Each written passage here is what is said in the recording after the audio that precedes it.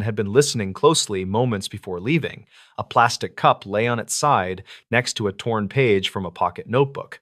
The page mentioned a distant pulsing sound that seemed to circle the campsite every hour. It also described a pattern that felt too steady to be natural wind through the branches. The writer noted that the pulses came in groups of 5 with a long pause after each set. For investigators, this matched the rhythm captured in the dispatcher recordings. Kalen radioed the office and asked whether any search notices had been filed for missing hikers. The office replied that no one had made any formal reports in recent days. He mentioned the pattern described in the notebook, and the dispatcher paused before, saying that the background tone in the calls also repeated in sets of 5. That confirmation changed the tone of his search. He decided to follow the faint footpath leading toward the reservoir where old service sheds once stood. According to archived land use files, the sheds stored equipment decades earlier, though most were dismantled after a flood damaged the road leading to them in the late 1980s. Only one partial frame remained near the waterline. As he approached the shed, he heard the same pulsing pattern drifting across the trees. Each pulse carried a hollow ring, followed by a soft, fading echo that sounded almost metallic. Engineers later suggested the noise could have been produced by a loose buoy chain hitting a submerged metal bracket as the water level rose and fell under shifting wind. The door of the shed was half open. Inside, he found another tent footprint pressed into the dirt, along with scattered cans and a small portable stove. A bright orange hiking pack sat against a beam with straps still buckled. According to later interviews, this pack belonged to a group who had passed the station 2 days earlier, though they were eventually found safe in another county after leaving early to avoid the cold front. The surprising detail came from a small recording device attached to the front pocket of the pack. Its red indicator was still blinking, suggesting it had made a short call before running out of power. Kalen played the final segment and heard the same pulsing sound, followed by a strained voice saying a single phrase. The voice said something was moving between the campsites in perfect rhythm with the pulses. He carried the device outside and tried matching the recorded pulses with the sound over the reservoir. The rhythm aligned almost perfectly. When the wind shifted, the pulses grew softer but remained evenly spaced. He noted that every time a pulse hit a louder point, the surrounding birds went silent. Biologists later confirmed that sudden pressure changes around water can startle local wildlife into brief, quiet spells. Kalen searched the shoreline for any sign of the missing hikers mentioned in the notebook. He found only a narrow trail in the reeds that ended near a cluster of driftwood. The mud showed small divots spaced evenly apart. Experts believed these came from someone running across wet ground while carrying a loaded pack. The stride pattern suggested urgency rather than a casual hike. He followed the trail until he reached a rocky ledge where the water carved a narrow inlet. There, he discovered a portable lantern resting on a flat stone with its light still flickering on a dying battery. Someone had placed it carefully, facing outward toward the water as if signaling for help. Kalen turned it off to preserve the battery and noticed fresh scratches on the stone beneath it. The scratches showed the same 5-count pattern seen in the notebook. Investigators believed the marks indicated someone trying to track each pulse while waiting for the next. This detail strengthened the idea that the hikers believed the sound represented something moving or shifting in response to each pulse. Kalen radioed the office again and described everything he found.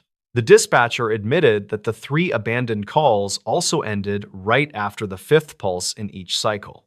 This coordination unsettled Kalen enough that he chose to head back toward the first campsite before nightfall, hoping to find any detail he might have missed. On his way back, the pulses grew sharper as the wind calmed. He paused near a boulder and listened to the rhythm echo across the valley. He noticed that each pulse was followed by a faint rattling sound from deeper inside the trees. Later analysis suggested the rattling could have come from an old fence line partially buried under soil that shifted whenever the wind pushed water against the reservoir wall. When he reached the flattened tent, he found a new set of footprints crossing the earlier ones. These prints pointed toward the access road and appeared lighter, as if someone had walked slowly and carefully. Rangers concluded the hikers likely returned during the short window after Kalen left the site. They probably wanted to avoid the falling temperature and chose the closest route out. The final piece came later that week when audio technicians studied all recordings together. They discovered that the pulsing sound formed a pattern identical to a failing pressure valve inside a submerged outflow pipe near the reservoir dam. When water levels reached a certain point, the valve played a repeating tone that carried through the valley during temperature drops. The hikers likely misinterpreted the sound during the foggy evening when echoes can distort direction. Their calls ended abruptly because their devices struggled to keep signal strength in that valley. They also left the campsites quickly when the shifting pressure caused branches and loose metal to rattle in sync with the pulses. Kalen filed the full report and recommended additional signage near the reservoir trail, explaining that strange echoes may occur when water levels change suddenly. He also noted that no evidence suggested anyone was harmed or pursued by anything unusual during the events. In the years after the incident, the abandoned campsite calls became a quiet lesson for new rangers. They learned that patterns in remote places often come from the land itself, rather than from anything hidden within it. The recordings remain stored in the office as a reminder that fear can grow quickly when sounds repeat with perfect rhythm in a dark and unfamiliar forest. This forgotten photo wasn't meant for you. Reports about this photo surfaced after a retired volunteer mailed a small envelope to a regional archive during late summer. The image inside showed a dim roadside meadow with a shadowed figure standing near a broken fence. The envelope also held a note claiming the scene connected to an incident that never reached public attention. Lennox Har was 29 and worked as a field assistant for a small environmental survey group based near a rural valley. He spent most days collecting soil samples or checking wildlife cameras scattered across old service roads. His simple plan that afternoon involved retrieving a damaged camera before an incoming storm reached the ridge. He drove a narrow gravel route often used by hunters who needed quiet access to deeper trails. The air felt still and heavy as clouds pushed over the hills with slow, deliberate motion. He parked near a worn pullout because the last recorded coordinates for the broken camera placed it 200 yards beyond that point. The incident started when he found the camera half buried under fallen branches near a shallow ditch. A cracked lens cover suggested it had been struck by debris during a recent wind event. He removed the memory card and placed the camera in his pack because he planned to review the footage later at their office. Lennox began walking back toward his truck when he noticed a second trail of disturbed leaves leading into a small clearing. The path looked narrow and oddly straight, which conflicted with the random patterns that wind usually created. He followed it slowly since local rangers often mentioned that survey work required careful documentation of unexpected environmental changes. The trail ended at a clearing containing a collapsed metal sign hidden under vines and scattered bark. The faded letters once indicated a temporary rest area built during 1996 for road crews resurfacing the nearby highway. That rest stop had been dismantled after funding cuts left only foundations and broken fencing behind. His first complication appeared when he saw an old disposable camera lying beside the collapsed sign. It rested on a patch of dry grass that showed no prints or debris around it. The casing looked weathered, but the film compartment remained intact, which felt unusual for an item exposed to harsh seasons. He picked it up and lightly shook it, which produced a faint rattle suggesting partial film still inside. He placed it in his pack because their office kept an outdated film reader for educational projects. He planned to examine it later and mark its location in the survey log to maintain proper documentation. The second complication appeared as he prepared to leave the clearing. A soft, cracking sound rose from deeper inside the trees as if someone stepped on brittle branches. Lennox paused because he believed a person might be in distress or possibly hiding from the approaching storm. He called out a quick question asking if anyone needed help. No one responded, though. The air carried a brief shift in temperature that made him draw his jacket tighter across his chest. He started walking again and aimed to reach the truck before rainfall soaked the route and turned the ditch into a deeper channel. The forest remained silent, except for distant rumbling above the ridge. He reached the truck and began loading his equipment when he heard a faint metallic click near the tree line. The sound repeated twice and seemed to match the shutter of an older camera. He scanned the clearing but saw nothing except scattered branches and a few leaning posts that once supported instructional signs. Lennox drove back to the survey office and used their small utility room to review the damaged wildlife camera footage. Most clips showed common movement patterns created by deer and small mammals crossing the route. The final clip captured a person walking in the opposite direction of the expected trail during early dawn 2 days earlier. The person moved with a slow and uneven gait and carried what appeared to be a small rectangular object at chest height. The image clarity made it difficult to confirm if the object was a camera, though the posture suggested careful framing. Lennox paused the footage because the outline of the clearing gate appeared in the far corner of the frame. He retrieved the disposable camera from his pack and handed it to a senior technician named Corbin, who handled older equipment. Corbin used the film reader and recovered 8 frames, showing a sequence taken from almost the same angle as the collapsed sign in the clearing. The final frame captured a figure standing near the broken fence, with their face turned slightly away from the lens. The figure appeared in muted light, which suggested early morning or late afternoon conditions. A faint shape near the left edge of the frame resembled a folded jacket lying across the old sign. Corbin noted that the film quality indicated the shots were taken after 2010, even though the rest stop closed long before then. Lennox became uneasy after noticing the figure's posture matched the person seen in the wildlife video. Both showed a lean-forward stance and a slight tilt of the head. The rectangular object held by the person on the wildlife footage could match the disposable camera discovered near the collapsed sign. He contacted a retired ranger named Talwin, who previously assisted the survey group with map corrections. She recalled that a solo traveler went missing near that same ridge during early spring 2011.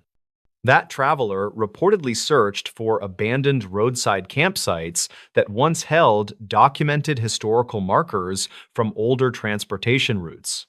The traveler left behind a short note mentioning interest in forgotten structures and plans to photograph locations before seasonal storms erased remaining markers.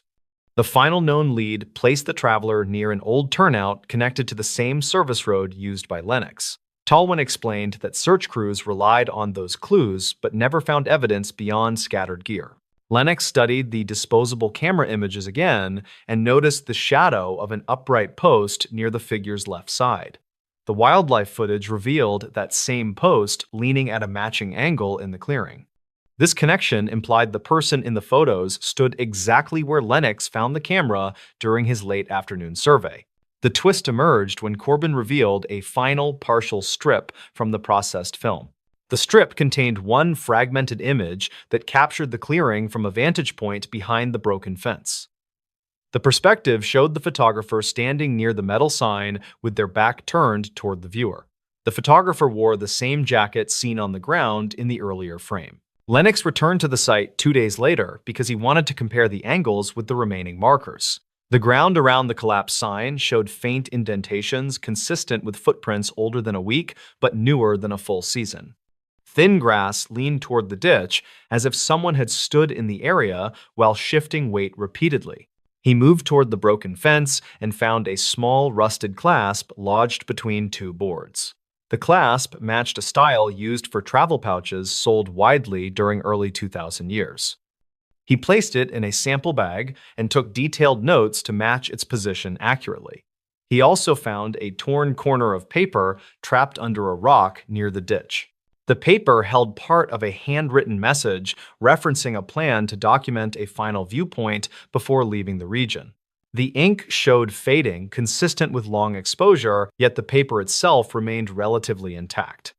Experts later suggested it drifted under debris layers and resurfaced only when strong winds pushed through the clearing during recent storms.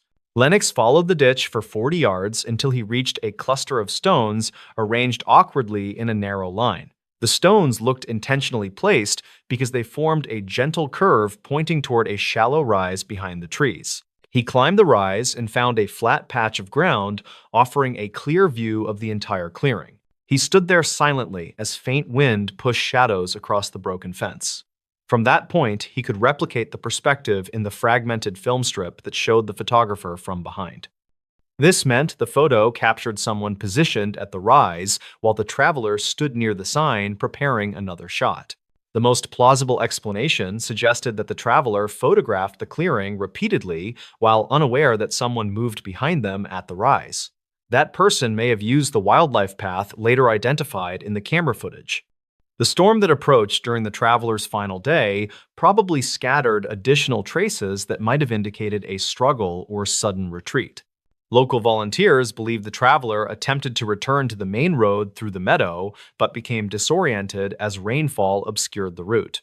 The jacket in the image might have been removed during brief rest or while repositioning equipment. The disposable camera possibly fell during the storm and remained protected under thick vegetation for many years.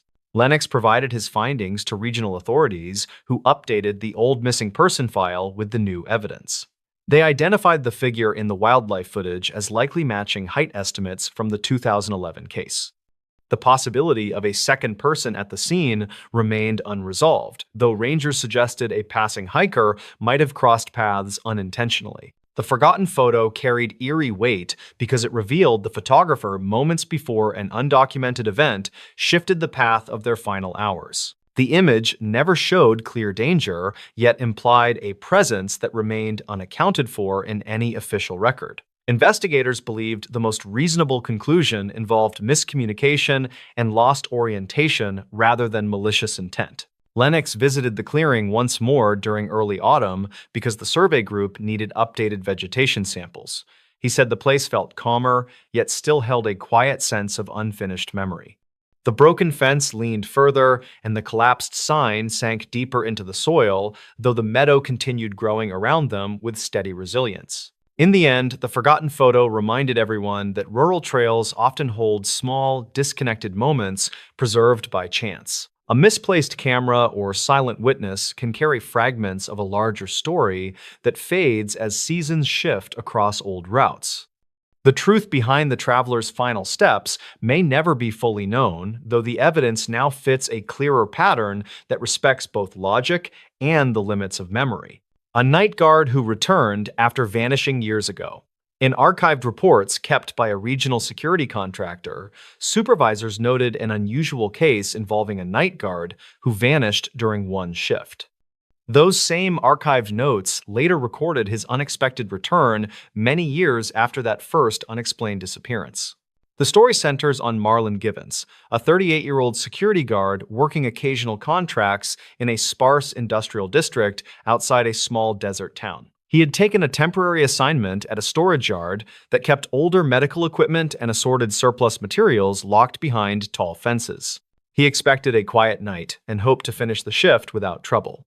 He planned to log routine patrols, drink his thermos coffee, then head home before sunrise. The incident began when he noticed a flicker of light near a row of rusted supply sheds about an hour after midnight. He thought it might be a loose fixture triggered by the wind, although the air felt still inside the yard. He walked toward the sheds with a steady pace while radioing dispatch to confirm no technicians were scheduled to visit overnight. The flicker repeated, and Marlon heard a sharp tapping sound echo through the quiet yard. He paused near the first shed and pressed his hand against the metal door, which felt strangely warm against the cool desert air. He reported hearing faint movement inside, which made no sense because the contents were supposed to be packed and sealed for months. According to later witness summaries, the yard manager arrived early next morning and found Marlon's patrol notes abandoned on a bench near the chain link gate. His radio lay beside the notebook with the transmit button jammed downward. There were no clear footprints leading out of the yard, only one faint trail that ended near the same shed Marlon had investigated hours earlier. Authorities searched the grounds for several days using dogs and volunteers drawn from nearby businesses. Archived dispatch recordings captured Marlon's final transmission. He said the shed door felt unlocked even though he remembered spinning the latch earlier. He said something inside the shed kept tapping on the metal wall as if following his movements from the outside. Investigators later reviewed the door hardware and found no sign of forced entry or tampering. Marlon's family filed missing person reports and continued pressing for updates during the following years. Every lead turned uncertain once investigators checked physical evidence. A traveler claimed he had seen someone resembling Marlin near a border town in 2008, but the description stayed vague. Another tip in 2012 involved security camera footage from a bus station where a man with a similar build boarded a westbound route. The man kept his face turned from the camera, and analysts could not confirm the match. 17 years passed before anything changed. A new manager for the same storage yard took over operations and hired a small crew to clear dust and replace older inventory tags. One crew member, named Tessa Brigham, found a narrow maintenance corridor behind a row of stacked machinery crates. The corridor had once been used for wiring checks, although updated systems had made it unnecessary. The entrance had been partially covered by a sliding panel warped from heat and age. Tessa called the manager because she saw a folded jacket tucked against the back wall. Inside the jacket pocket, she found an employee ID card bearing Marlin's name and an outdated photo. The fabric looked almost pristine, which surprised her because the corridor showed signs of long-term neglect. Dust clung to exposed wires, and small fragments of insulation lay scattered across the floor. The jacket seemed placed recently rather than left untouched for years. The manager contacted local authorities who reviewed historical records from the yard. They measured the space and documented the temperature difference inside the narrow corridor compared with the surrounding building. The air felt noticeably cooler inside the corridor, even though the desert heat pressed heavily against the outer walls. Investigators found no living space or hidden compartment, only a cramped passage that appeared unused since before Marlin vanished. 2 weeks after the jacket discovery, a driver passing the front entrance claimed she saw a figure limping along the outer fence line just after sunset. She described a tall man wearing a faded uniform shirt with an older-style security patch stitched onto the sleeve.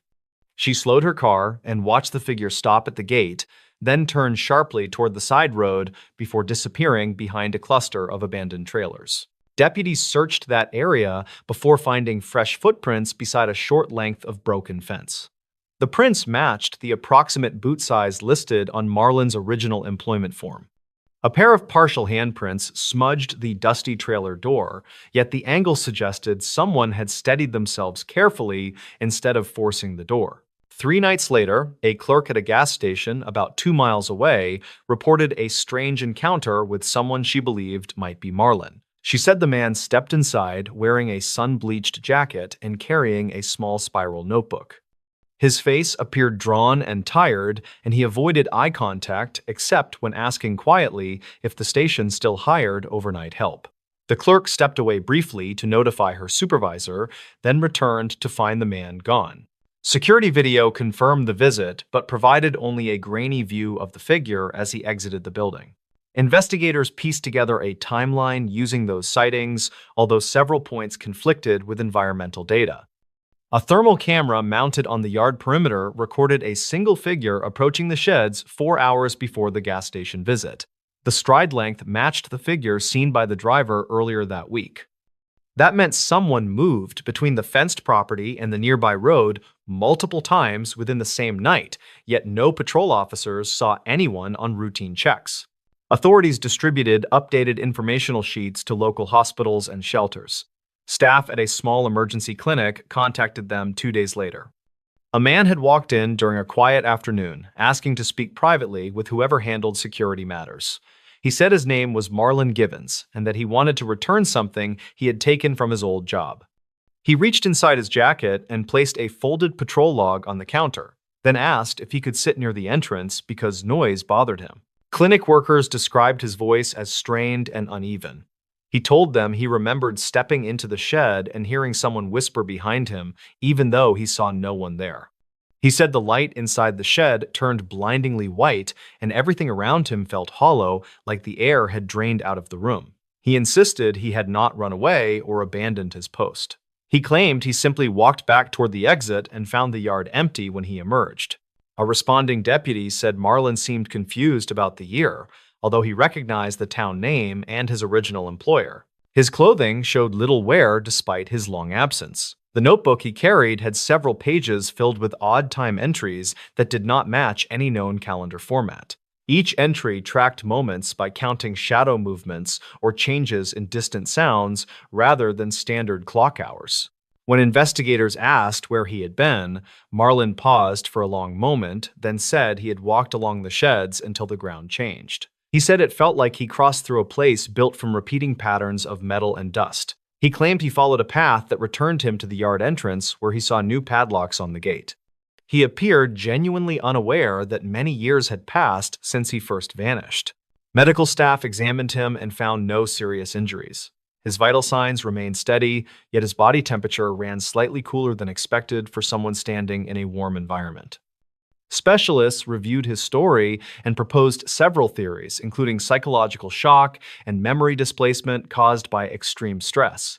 They suggested he might have suffered an episode that blurred his perception of time. They could not explain why his clothing showed minimal aging or why his ID card looked recently cleaned. Authorities escorted Marlin to a quiet facility for further evaluation. He answered questions politely, but avoided any mention of the narrow corridor where his jacket had been discovered. When shown a photograph of the corridor, he lowered his gaze and said he recognized the texture of the wall, but did not understand how his jacket reached that place. He said he felt overwhelmed by certain mechanical noises in the building and asked if he could wait outside until the interview ended. Investigators continued reviewing logs from the night he vanished. They found a short audio clip recorded by a faulty perimeter microphone that had remained stored on an old server. The clip captured a hollow metallic ringing, followed by a voice resembling Marlin's. He said someone kept calling his name softly from inside the shed, even though he knew he was alone. Analysts could not determine whether the voice belonged to a person or a distorted echo created by shifting metal. Marlin eventually returned to stay with distant relatives in another state after the facility cleared his release. Officials stopped their active investigation and recorded the case as a missing person who reappeared under unusual circumstances. They documented every sighting, every recording, and every artifact, but found no clear explanation for the long gap in Marlin's life. Residents near the storage yard still talk quietly about the sheds. Some say the flickering light has returned many times, although the equipment inside has not changed in years. Others claim they have seen a tall figure walking between the crates long after the yard closes for the night. Each story remains unverified, but the security company moved patrol routes away from the sheds as a precaution. The case leaves more questions than answers. Marlin lives quietly and avoids discussing the event except when officials request brief statements. He says he feels grateful for ordinary routines and tries not to dwell on the missing years. He still believes he only stepped into the shed for a short moment and returned to find the world changed around him. No clue in the case? Check the basement steps. Archived county summaries about a stalled investigation often mention one note written in shaky handwriting by a frustrated detective. The note said, investigators found no lead strong enough to explain a disappearance until someone suggested checking the basement steps. The account follows Rowan Latchford, a 34-year-old property inspector assigned to evaluate older rental homes in a quiet valley town. Rowan spent that week finishing reports for a company that kept tight schedules, and he hoped the final inspection would be quick. The house sat on a narrow road lined with cottonwoods, and he expected nothing unusual inside the small structure beyond routine wear and dust events. Trouble began when he entered the house near midday and noticed an open binder on the kitchen counter. The binder belonged to the previous tenant, according to later interviews, and held receipts mixed with scattered pages of personal notes. Rowan reached for the binder and heard a faint scrape from somewhere under the floor. He thought it might be a loose pipe, although the sound repeated with a steady pattern that did not resemble typical settling noises. He walked through the living room and found a trap door leading to a basement lit by a single bulb. He descended halfway before stopping because the air felt colder than expected in a dry climate. According to the official interview he filed that afternoon, Rowan stepped onto the second wooden stair and felt a gentle vibration run through the structure.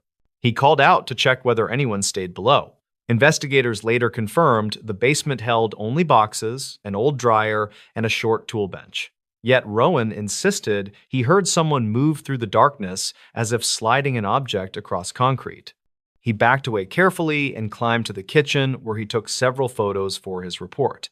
While doing so, he noticed a narrow gap beside the fridge that revealed part of the basement wall. The gap looked new, almost as if someone had cut into the plaster recently. That evening, Rowan delivered his standard paperwork to the office, and the supervisor added the file to a growing set of documents about the property. 3 people had rented the house during the decade before Rowan visited, and each left after short stays.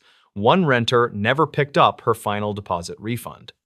Records noted she vanished during late summer of 2007 after calling a friend about strange noises under the floor.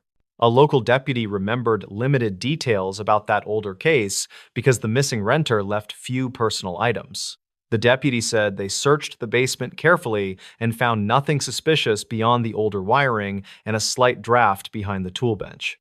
According to dispatch logs, no further action was taken and the case grew cold within months. After Rowan mentioned the vibration on the second stair, the supervisor contacted county officials to reassess the house. A small team visited the property during a cool morning and measured floor temperatures.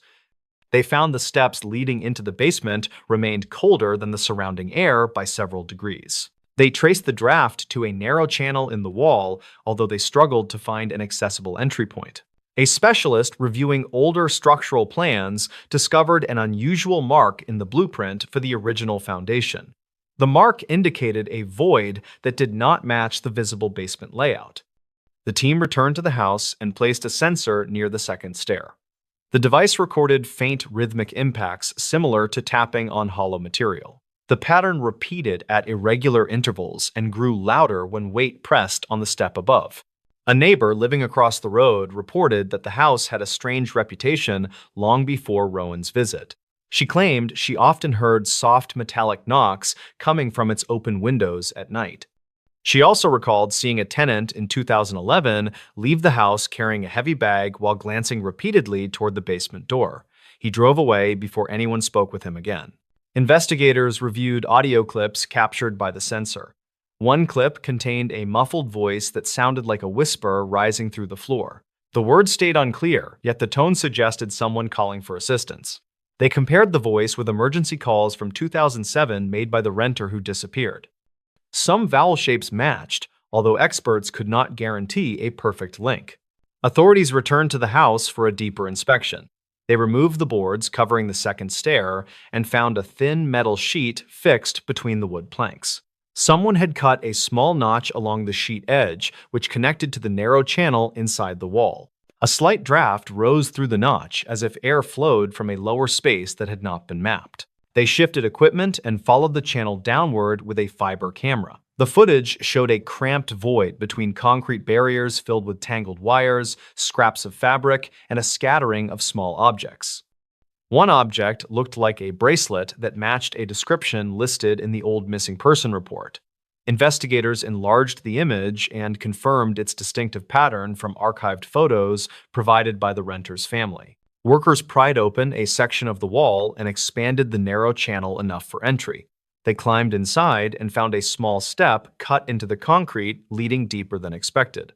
The air remained chilly even though the day felt warm outside. The step descended into a pocket shaped like an unfinished room. At the center, they discovered a collapsed wooden frame and 2 crates holding personal items, including a journal. The journal dated back to 1999 and belonged to an earlier tenant who left the property without notice. The entries grew increasingly erratic and described nightly tapping under the stairs. He wrote that the sound followed him through the house as if tracing his footsteps. His final entry stated he planned to investigate the second stair because he felt certain a cavity existed beneath it. Forensic teams examined the cavity thoroughly and found soil marks that suggested someone had crawled through the space multiple times. They also found clothing fibers matching samples from the tenant who vanished in 2007. However, they found no conclusive physical evidence at the deeper end of the cavity. The space narrowed until only loose dirt filled the final few feet. Rowan learned about the discovery from the supervisor, who praised his attention to detail. He struggled to sleep for several nights after hearing how closely the clues linked to the missing cases. He returned to the property only once during the follow-up inspection and avoided stepping on the stairs. He said the air still felt heavier near the second step, even with investigators present. Officials eventually released updated statements explaining that structural faults created a hidden path that may have trapped someone inside the cavity years earlier. They admitted uncertainty about the full timeline because evidence remained fragmented. They documented every item found in the void and closed access permanently to prevent future incidents. Neighbors continue sharing quiet theories about the lingering sounds. Some claim new tenants reported faint taps during late hours even after the cavity was sealed. Others believe the vibrations were caused by shifting soil and older pipes reacting to temperature changes. None of those theories explain the whispered voice caught on the sensor or the matching bracelet found below the steps. Rowan still works as an inspector and avoids discussing the case with coworkers. He says the lesson stayed simple. When a property offers no obvious clue, it helps to check the places overlooked for decades. He adds that he remembers the cold air rising through the notch in the stair and hopes no one else hears movement in that space again. This coastal church basement is a hidden trap. Investigators who reviewed an old coastal safety report often mention one overlooked line about a basement beneath a small church. The report warned that the basement layout did not match any registered plans, which suggested a hidden space that few locals knew existed.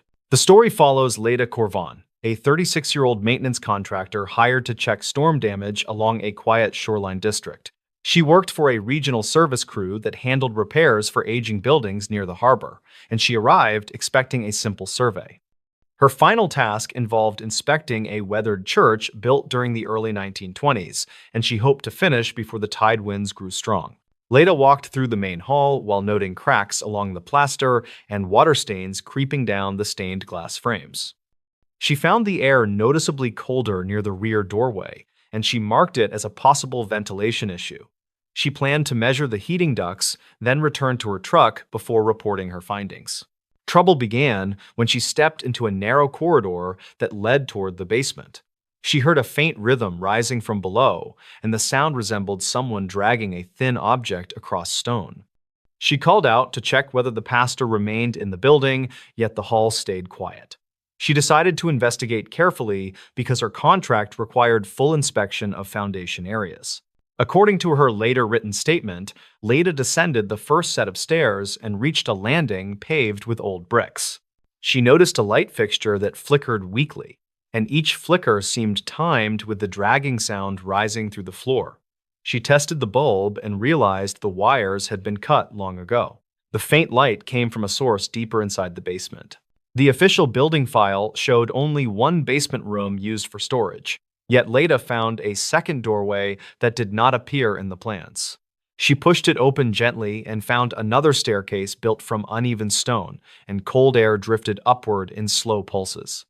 She switched on her small inspection lamp and stepped downward until she reached an arched chamber lined with damp walls.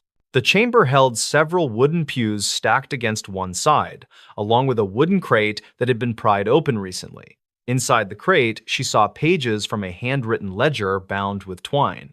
The pages described attempts to reinforce the church foundation during 1954 using volunteers rather than licensed workers.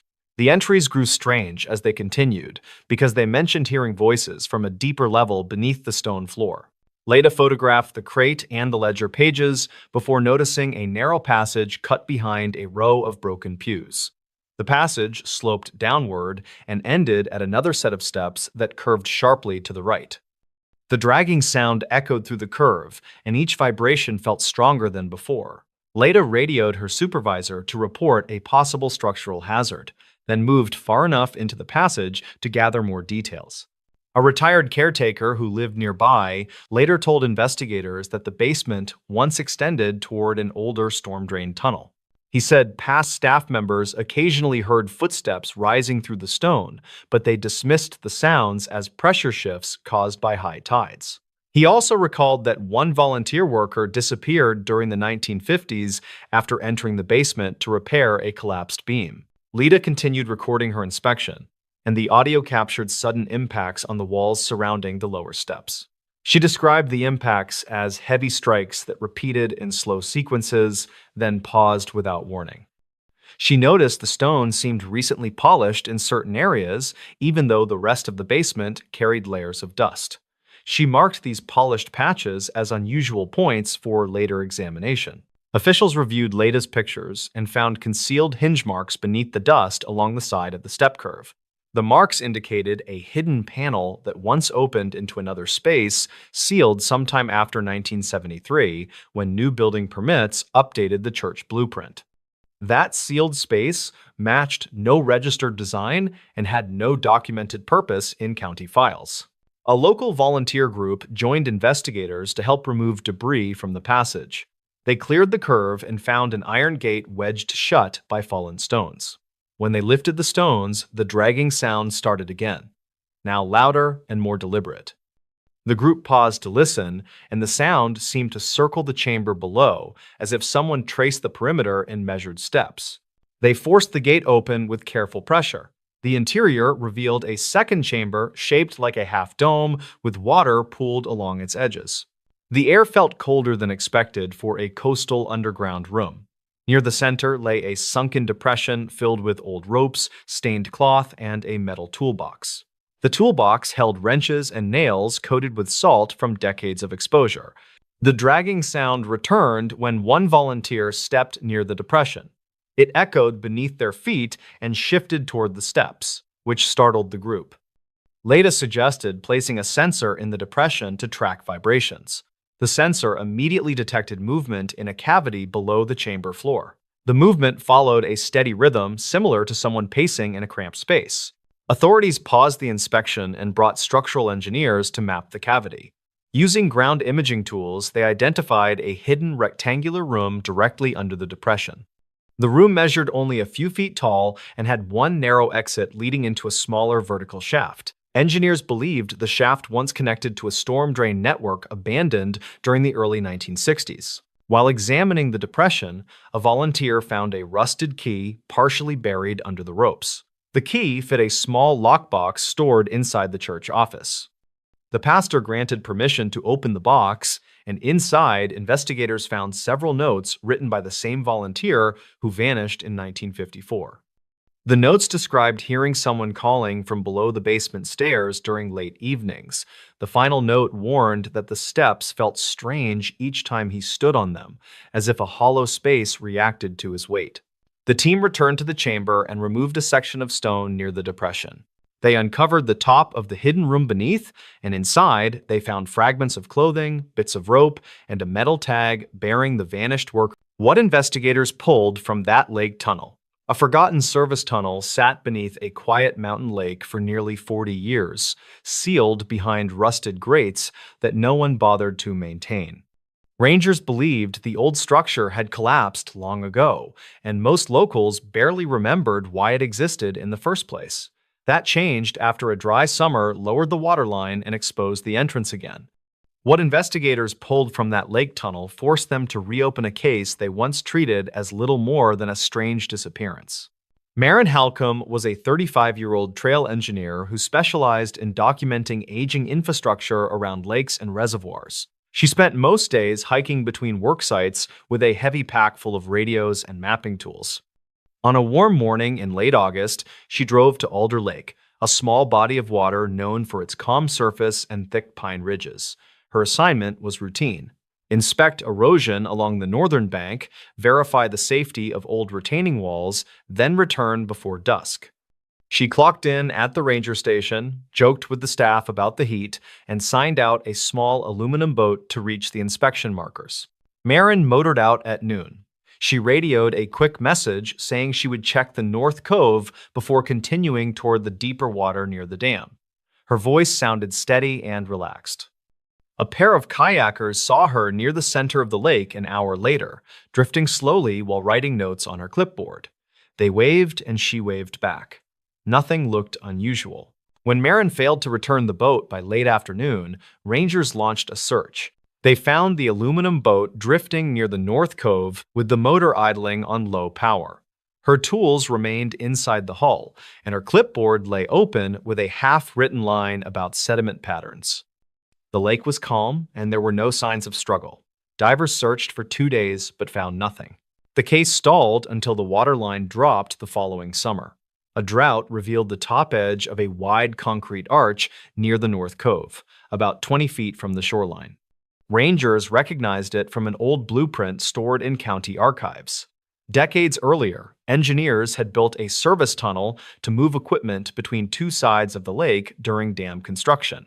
When the project ended, the tunnel was sealed. Over time, rising water hid the entrance beneath several feet of lake water. Because Marin had been working near that exact cove, investigators decided to examine the structure. Divers cleared silt from the opening and found the old grate hanging loose from a corroded hinge. Behind it stretched a long tunnel filled with cold, still water. Visibility inside was poor, but divers noticed something unusual about 10 yards in. The tunnel floor was coated in sediment except for a narrow path where the mud had been disturbed recently. When they reached the end of the tunnel, divers surfaced into a pitch-dark chamber once used for equipment storage. The air felt stale but breathable. Flashlights revealed a scattering of rusted tools, collapsed beams, and an old workbench. Near the back wall stood a metal locker on its side.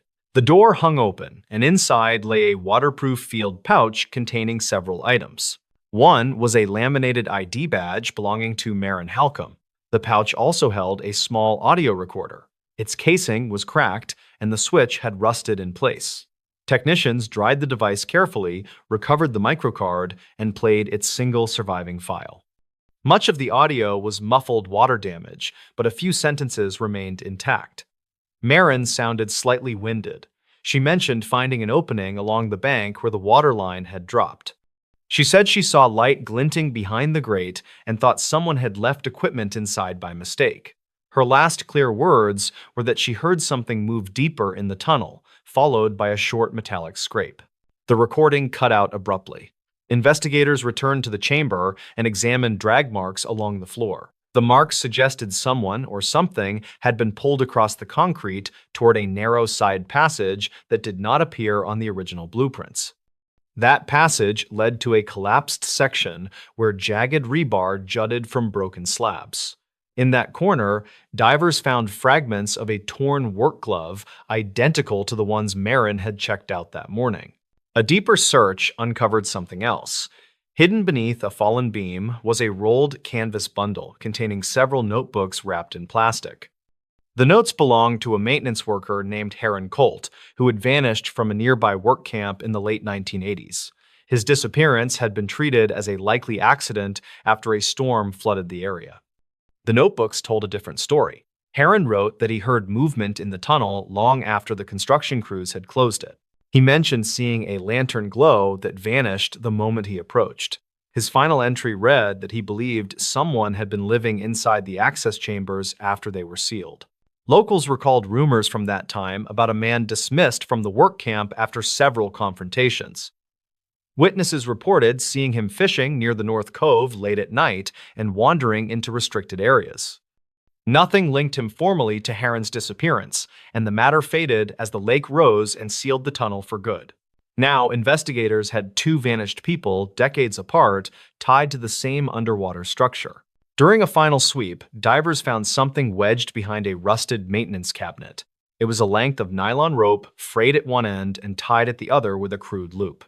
The rope had been jammed deep between the cabinet and the wall, as if intentionally hidden.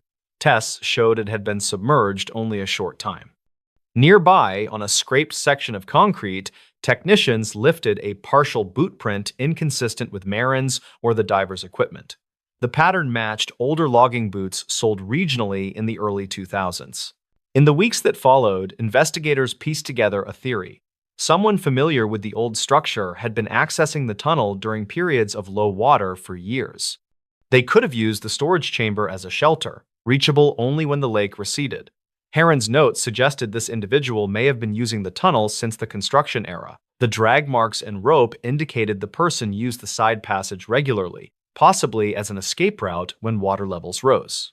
Marin likely entered out of curiosity, unaware that the tunnel still had a living occupant. No trace of that occupant was found. Not in the chamber, not in the woods surrounding the lake. Rangers increased patrols, and the county sealed the entrance with reinforced concrete.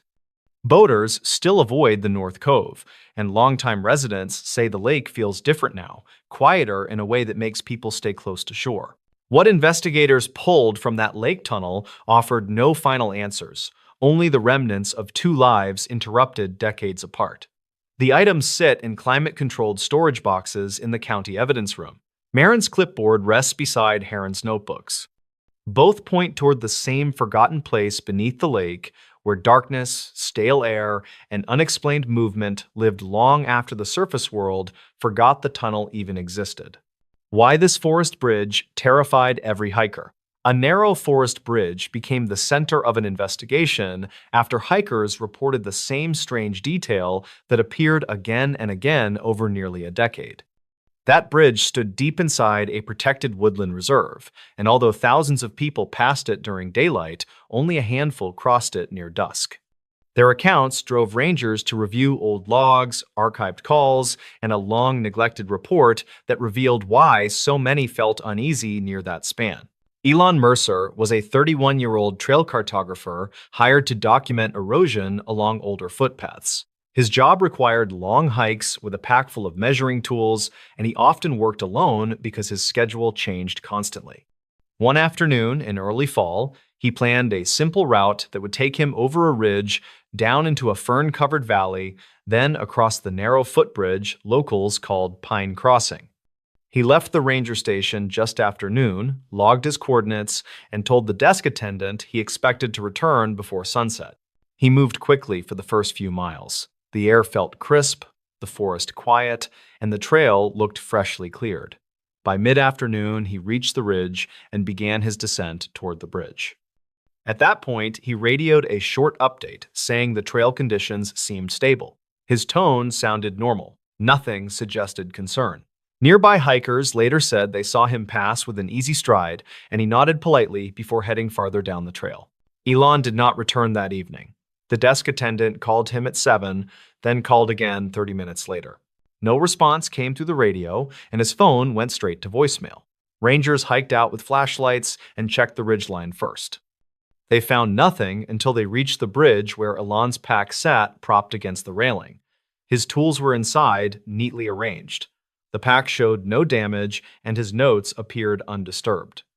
The only unusual detail was a thin coating of soil on the bridge boards, as if someone had crossed moments earlier. Search teams swept both sides of the valley for 2 days. Cadaver dogs tracked faint scent trails along the waterline, but lost the trail near a cluster of boulders. Investigators found no sign of struggle and no footprints other than a partial print near the bridge that did not match Elon's boots. The absence of evidence strengthened the feeling that he had been led away rather than forced. The case stalled when no additional clues surfaced. The turning point arrived 3 years later when a visiting hiker named Tessa Grange reported hearing footsteps behind her as she crossed the same bridge. She turned twice but saw no one. The forest felt still, and she described a sudden sensation of someone standing close to her left shoulder. She walked faster and reached the opposite bank without looking back again. When she returned to the ranger station, she filed a quick statement and mentioned a detail that startled the staff. She said she heard a low metallic click near the end of the bridge. That matched a sound noted in Elon's original report logs from earlier that year. Rangers reviewed archived incident files and discovered several scattered entries that all described the same feature. Hikers said the boards near the center of the bridge creaked in a pattern that suggested weight distributed unevenly. A few noted a shadow that lingered longer than their own. One hiker claimed she heard someone whisper her name even though she had not passed anyone for nearly an hour. None of these reports were strong enough to justify investigation until the pattern became clear. When investigators revisited Pine Crossing, they observed the structure's condition closely. The bridge spanned a narrow ravine with a shallow stream beneath it. Thick moss covered the rocks, and the air carried a mild echo. The railing stood weathered but stable. The boards near the center did creak, but not consistently. What caught their attention were faint tool marks beneath the central platform. These marks suggested someone had removed boards in the past and replaced them imperfectly. The pattern of the marks aligned with someone using the underside of the bridge as a temporary hiding place. Further inspection revealed a narrow ledge accessible from the ravine wall. The ledge sat just wide enough for a person to stand or crouch. Rangers believed someone could reach the underside of the bridge from that spot and climb onto the lower support beams. A worn patch of bark on a nearby tree indicated that someone had grabbed hold repeatedly. Soil samples collected from the underside matched soil from a remote trail spur that did not appear on public maps. That spur led toward an old forestry shed abandoned decades earlier. Investigators hiked to the shed and found a rusted lock on the door. The lock hung broken, and the interior looked dusty yet disturbed. A single lantern sat on a shelf beside a small notebook containing a few pages of rough writing. The notes described frustration about hikers who crossed Pine Crossing after dark. One line read that footsteps carried clearly across the bridge, and that the writer needed the sound to confirm timing. Another line mentioned watching from the ravine ledge and waiting for the right person who moved alone. The writing did not include a name or date, but the paper quality suggested it had been left around the time Elon disappeared.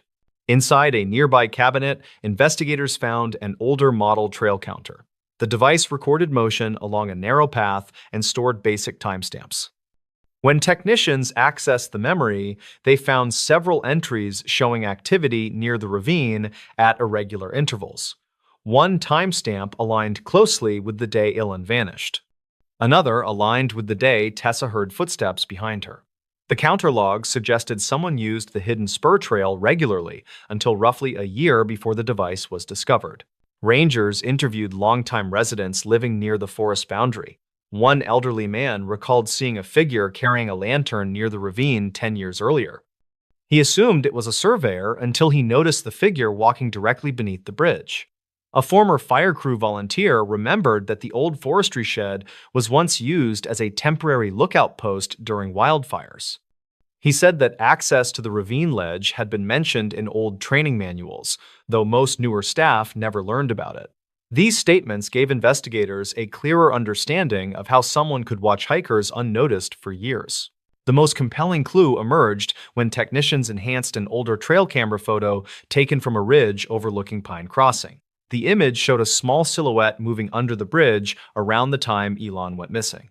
The resolution was poor, but the posture indicated a person climbing up or down the support beams. Investigators compared the outline to images of the ravine ledge and concluded that the silhouette matched the rough height and shape of a human figure navigating the hidden route.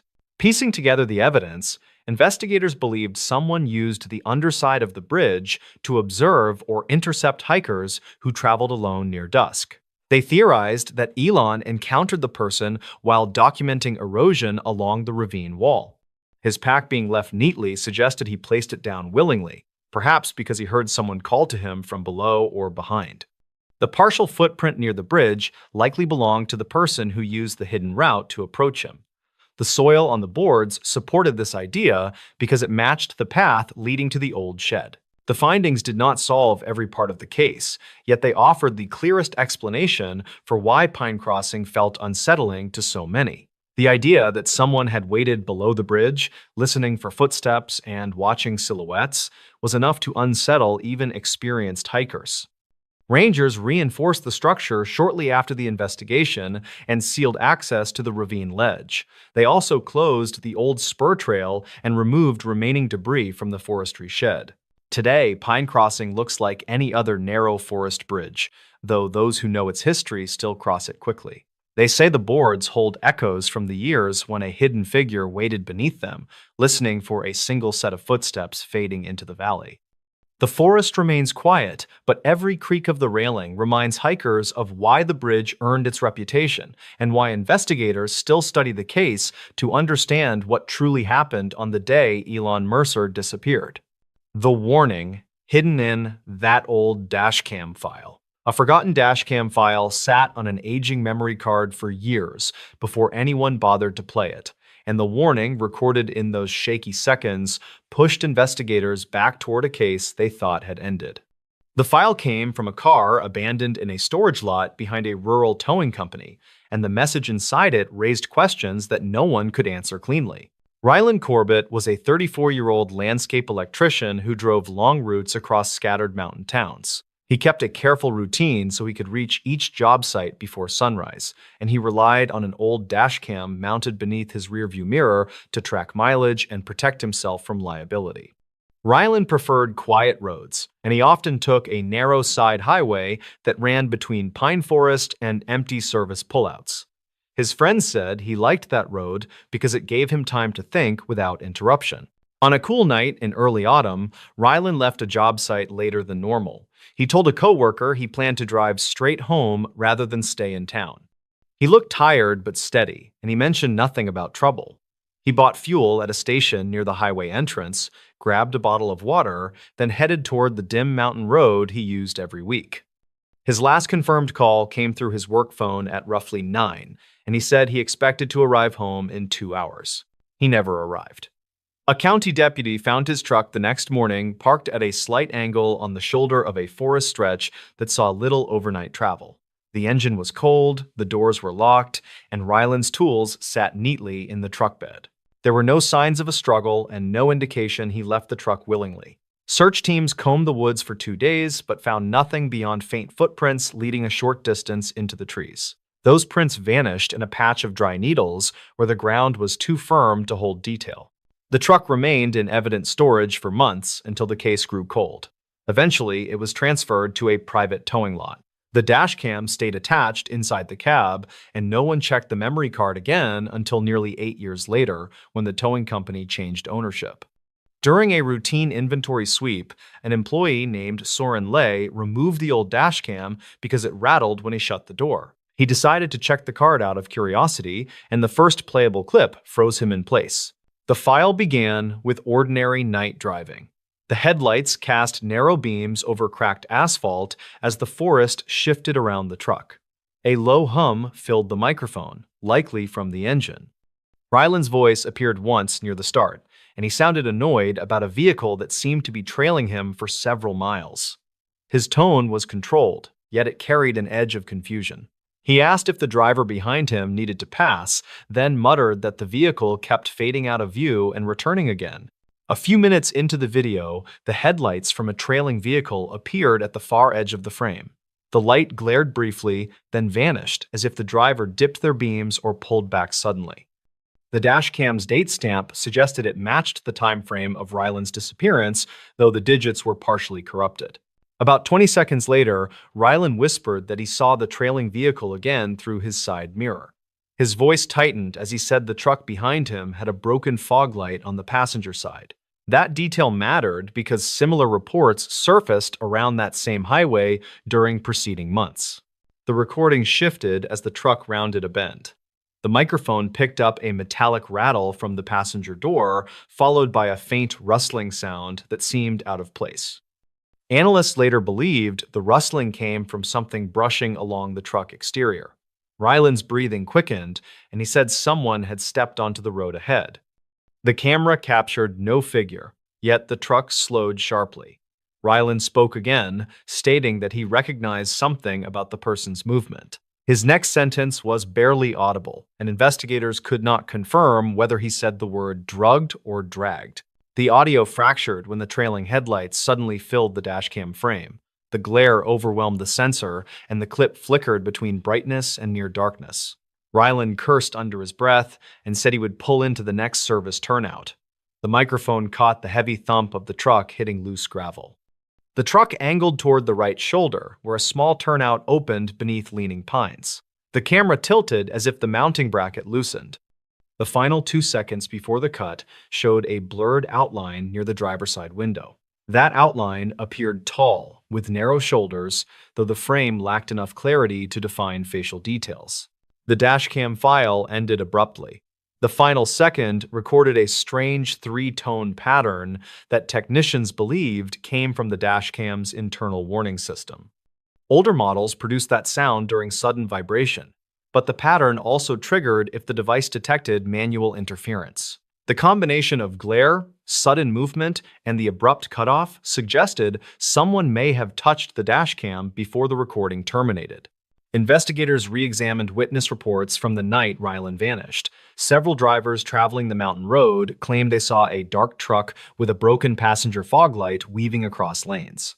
One driver described the truck slowing near the service turnout where Rylan's vehicle was later found. None of the witnesses could identify the driver, and the truck disappeared before deputies reached the area. A retired ranger who lived near the bend reported hearing a loud engine rev shortly after 9:30, followed by quiet for nearly an hour. The discovery of the dashcam file renewed interest in the case. Investigators mapped the route Rylan took that night and matched his comments in the clip to mile markers along the forest road.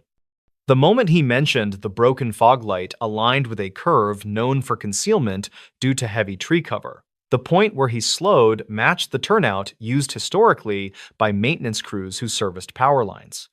That turnout had a narrow footpath leading deeper into the woods, though the path was overgrown by the time search teams inspected it again. The dashcam audio mentioning recognition gained particular interest.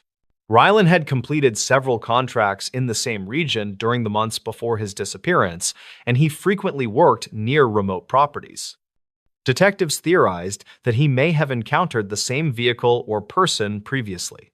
His coworker mentioned an incident where Rylan complained about someone idling along a worksite access road late at night. Rylan believed the driver observed him for several minutes before speeding away. That report never escalated because Rylan dismissed it after a few days. Advanced audio processing on the final seconds of the clip revealed a faint background voice overlapping Rylan's last words. The voice spoke too quietly to capture full phrases, though analysts isolated a short fragment that sounded like "keep him there" or "keep it there." They could not determine if the voice came from inside the truck or through the partially open window. The possibility of a second person near the vehicle strengthened the idea that Rylan had pulled over because he believed he could talk to whoever stepped into the road. The three-tone warning pattern at the end of the clip became a focal point. Dashcam specialists explained that the pattern activated when the camera detected physical contact strong enough to tilt the lens. This aligned with the blurred outline near the window. Investigators believed someone reached into the cab or struck the dashcam mount, causing the device to shut off. They compared the timing of the audio cutoff with the impression marks found on the driver's side door, which appeared years earlier during the original inspection. Those marks seemed consistent with someone bracing a hand or tool against the doorframe. Though the dashcam file did not reveal a face or plate number, it provided the clearest sequence of events leading to Rylan's disappearance. It confirmed that he felt watched long before he pulled into the turnout and that someone approached his truck at the exact moment the recording ended. It also established that the trailing vehicle appeared intentionally evasive, repeatedly hiding its lights and adjusting distance. The file now sits in a secure archive at the county office. Investigators revisit it periodically, studying the brief seconds that captured Rylan's warning. They say the clip reflects a man who realized something was wrong, but still believed he could manage the situation. Locals who travel the mountain road at night still talk about the broken fog light that appeared in several witness reports and the possibility that the driver behind it learned the forest well enough to disappear without trace. The warning hidden in that old dashcam file continues to shape how the case is understood, offering a glimpse into those final moments when headlights, shadows, and a sudden outline at the driver window converged into one unanswered mystery. What this abandoned motel closet was hiding. An old desert motel was weeks from demolition when workers opened a closet in one of the back rooms and uncovered something that forced an investigation into a case many people had forgotten. That closet sat behind a warped door in a corner unit that rarely rented out, and the discovery inside it changed how investigators understood a disappearance from years earlier. Taryn Isley was a 32-year-old field surveyor who often stayed in small roadside motels during long environmental assessment jobs. She traveled alone most weeks, and her company booked her into older motels because they were inexpensive and usually quiet. On a warm afternoon in late spring, she checked into the Suncrest Motor Lodge, a property near the edge of a small desert town that had lost business as newer hotels opened along the highway. Taryn stayed there once before and remembered the rooms being basic but reliable. Her goal for the day was simple. She planned to organize soil samples, send a few reports, then rest before an early drive to the next survey site. She dropped her bags onto the bed, opened the curtains, and called her supervisor to confirm the next morning's route. Her tone in that call seemed cheerful, and there was nothing unusual about her routine. She walked down to the vending machines an hour later, waved politely at the clerk behind the counter, then returned to her room. Taryn did not answer calls the next morning. Her supervisor tried repeatedly before contacting the motel. The clerk knocked but received no reply. He used a spare key and found the room undisturbed with her belongings arranged neatly. Her truck was still parked outside. There was no sign of forced entry, and nothing indicated she left willingly. A search team examined the property for 2 days but found no trace of her. The case joined a short list of local disappearances that lacked clear leads. Years passed until the new highway project selected the Suncrest Motor Lodge site for demolition. A renovation crew entered the rooms to remove fixtures, and worker Jolyn Red pulled at a closet door in one of the corner units. The hinges creaked loudly because the door had swollen from years of heat. Dust billowed into the room as the door opened. Inside, Jolyn noticed a thin layer of drywall dust across the floor and something wedged behind a loose panel near the bottom. He pulled the panel outward and revealed a narrow space that ran behind the closet wall. Inside that space lay a folded work jacket, a disposable camera, and a small handheld recorder with a cracked casing. A motel inventory sheet from more than 10 years earlier was tucked beneath the jacket. The items appeared undisturbed, and the motel owner confirmed that the closet had never been repaired or altered during that period. Investigators took the items and examined them in a controlled environment. The disposable camera contained 8 undeveloped frames. Technicians processed the film and recovered images that showed portions of motel hallways, an empty parking lot at night, and one blurred frame taken from inside a room. The angle of that interior photo matched the layout of the room where Taryn stayed. Time codes were faded, but the chemical degradation suggested the film dated from the same period as her disappearance. The recorder held a short audio clip. Most of it contained background static. Near the middle, a faint voice whispered that someone had used the service corridor again and that footsteps had passed the room twice. The voice mentioned hearing a key scrape against the outer door. The final seconds captured a soft metallic sound. Analysts believed it was the same type of sound made by the old utility keys used by maintenance staff at the motel during that era. Detectives interviewed former employees, including a retired maintenance worker named Hollis Greer, who remembered a narrow service corridor that ran behind several rooms. It allowed staff to access plumbing and wiring without entering guest spaces. Hollis said the corridor had several offshoots that were later sealed when the motel changed ownership. He recalled that the corner rooms often had issues with water lines, and those repairs required him to use the hidden access points. Witness statements from long-term residents of the town helped rebuild the timeline. A woman who lived near the motel reported seeing a man wearing a dark jacket walking along the rear service path the night Taryn vanished. She remembered hearing the sound of a heavy door opening, but did not see where the man went afterward. Another witness recalled a truck idling behind the dumpster area around the same time, though the witness could not identify the driver or the truck model. Detectives compared the jacket found in the hidden space with old staff records. The jacket style matched uniforms issued to maintenance workers before the motel changed management. A faded tag inside showed partial initials that could not be confirmed. When investigators questioned Hollis about the uniform, he said his jackets were collected by management when he retired and that none were missing from his inventory. He admitted that a few part-time workers may have used his tools during night shifts, though he could not recall names with certainty. As investigators mapped the layout of the service corridors, they determined that the hidden panel connected directly to the wall behind the room Taryn had occupied. Evidence showed the panel had been opened and closed repeatedly over many years. Scratches along the inner frame suggested someone accessed the space using a narrow pry tool. The recorder's audio clip mentioning footsteps matched the idea that someone used the corridor that night. The strongest clue came from the 8th photograph on the camera. It showed a partial reflection in the room's television screen. The figure appeared to hold the camera at chest height, and the outline suggested a person of medium build wearing a uniform-style jacket consistent with the one in the closet.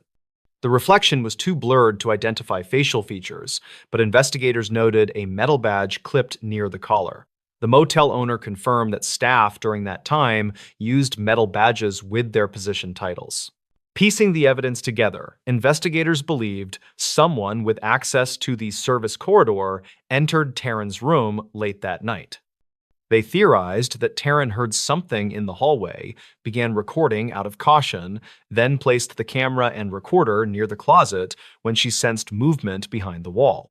The person who entered may have realized she had documented something and hid the items inside the access space before leaving. The absence of signs of struggle suggested she may have been led out of the room under some pretense. The discovery of the hidden items did not solve the case entirely, yet it offered the clearest explanation for why no evidence appeared in the original search. Investigators concluded that the service corridor created an unnoticed route into and out of the room. The corridor's outdated design and its connection to locked utility rooms provided a path for someone who knew the building well. When demolition began weeks later, locals gathered to watch the old motel fall. Many said the building never felt right, especially the corner units that stayed empty for long periods. The closet in that abandoned room had concealed items that kept a missing person case alive, offering a glimpse into the final hours of someone who deserved answers. The motel is gone now, but the evidence from that closet remains in an archive box at the county office. Investigators still revisit it when reviewing cold cases, and they say the discovery proved that quiet places often hold the loudest secrets. The note found inside that highway trash can. A road crew found a folded scrap of paper inside a dented highway trash can, and the message on it raised questions that have never fully settled. That note appeared during a routine cleanup shift along a quiet desert stretch where almost nothing ever happens. Its words seemed rushed and uneven, and the final line pushed investigators toward a case that had quietly stalled. Mara Tisdale was a 33-year-old supply driver who usually took the same 200-mile route through open desert. She left the depot before sunrise, and she expected an easy run with one stop for fuel and another for paperwork. Mara liked the silence that came with early driving, and she used those hours to clear her thoughts before the day grew hectic. Her dispatcher remembered that she sounded relaxed during her check-in call that morning, and nothing seemed out of place. Her plan shifted when she noticed a small silver sedan pulled onto the shoulder about 60 miles from the nearest town. The hazard lights blinked in an irregular pattern, and Mara slowed because instinct told her something was wrong. She stepped out and called toward the car, but no one answered. She noticed a faint ringtone inside the vehicle, and the sound echoed in the dry air with strange clarity. Mara said later that she believed someone had left in a hurry because a door stood slightly open and a jacket lay across the seat. She reported the abandoned car to Highway Patrol, then waited for a trooper to arrive. Trooper Len Coates reached the scene after 20 minutes, and he agreed that the car looked recently occupied. He found a phone inside with a cracked screen, but the battery had died. He also found a fuel receipt printed the previous evening from a nearby station. Coates logged the vehicle for towing, and a search team walked a narrow radius along the shoulder. They found only footprints in the loose dirt that stopped abruptly near the drainage ditch.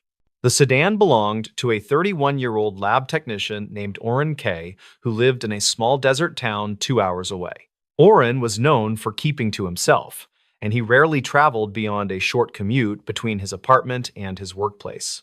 He had left work early the previous day, and his supervisor said he looked distracted while finishing a final inventory check. A neighbor later reported hearing his car leave late that night, though the neighbor did not see him. The case gained momentum a week later when a highway cleanup crew inspected a rest stop trash can about 10 miles from where the sedan had been found. Worker Jace Renner removed a layer of fast food wrappers, then spotted a folded piece of yellow paper wedged against the inner rim. He unfolded it carefully because the paper felt damp.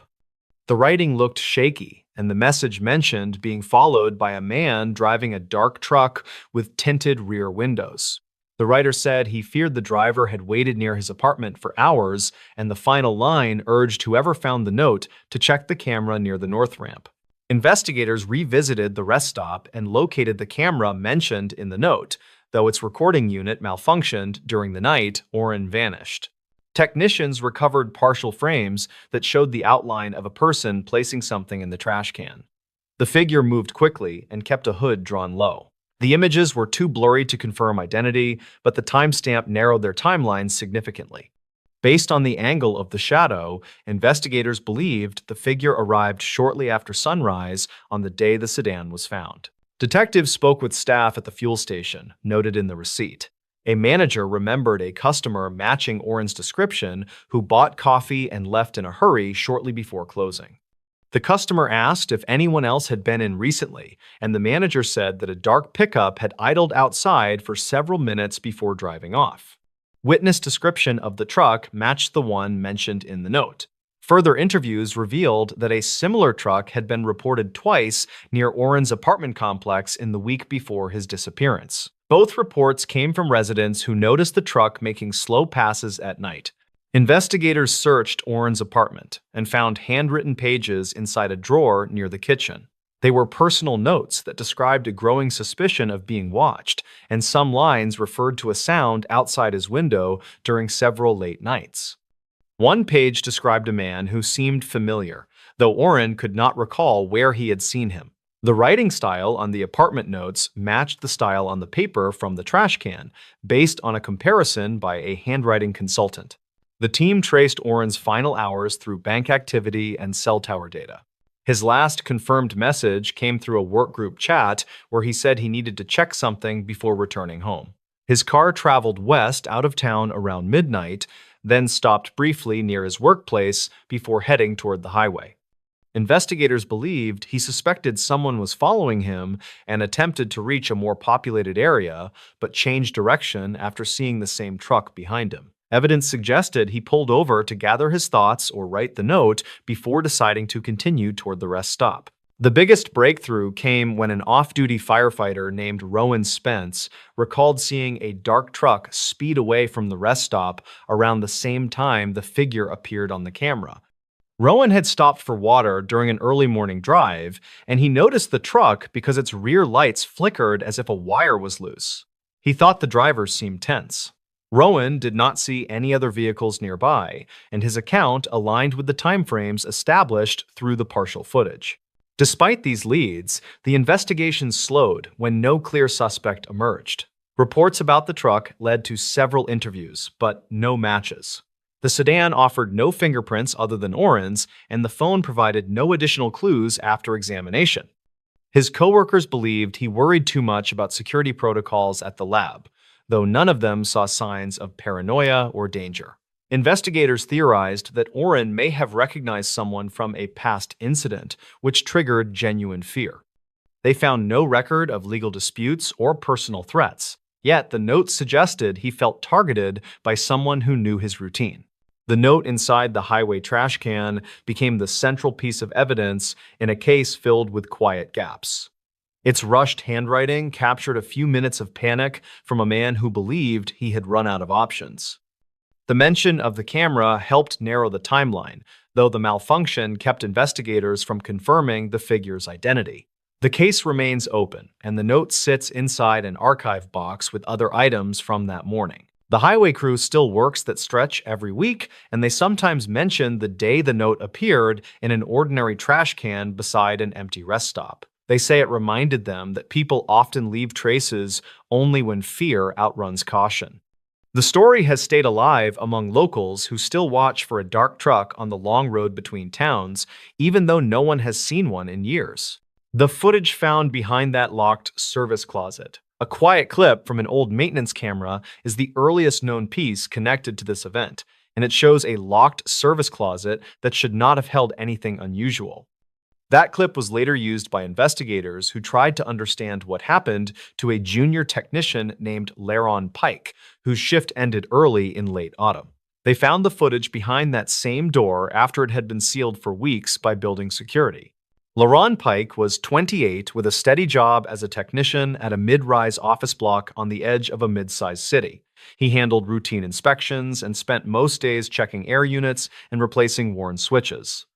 On the day of the incident, he arrived before sunrise, and his plan was simple because he wanted to finish early and meet a friend for dinner. He logged his tasks on a small clipboard, then headed to the lower floors where a string of power flickers had been reported. The first sign that something was shifting came after he checked an electrical panel near the freight hall because he noticed a soft tapping that came from the service corridor behind him. It was not loud, but it was steady enough to make him pause, because the building rarely had any staff in that wing at that hour. He walked toward the hallway and found the locked service closet that should have been empty because it stored old filters and spare metal duct sheets. The tapping stopped the moment he approached the door, and he made a small note about it for later. He moved on with his list and kept checking units across the floor, but the strange pause near that closet lingered in his head. Later that morning, a cleaning worker named Pella Hargreaves reported that she saw a light under that closet door, even though the switch inside had been disconnected earlier that month. Her test was simple because she knocked on the door and the faint light flickered out immediately. She told Lerone when she ran into him near the supply desk, and he wrote down her statement next to his earlier note. The building manager joined them once the reports were passed to the office, and they all went back to the service corridor to check the closet again. The door was still locked, and the manager said no one had a reason to enter it because the master inventory had been moved months earlier. They decided to leave it alone until they finished the primary checks on the power network. Laurent helped with that sweep, and they found no major faults, although a few circuit logs showed brief voltage drops near the same hallway. Investigators later reviewed Laurent's phone notes because he took quick photos of each panel during his shift. They found a single blurred image of the service closet taken in the early afternoon. The reflection in the metal doorframe looked off because it showed a thin line of motion near the bottom corner.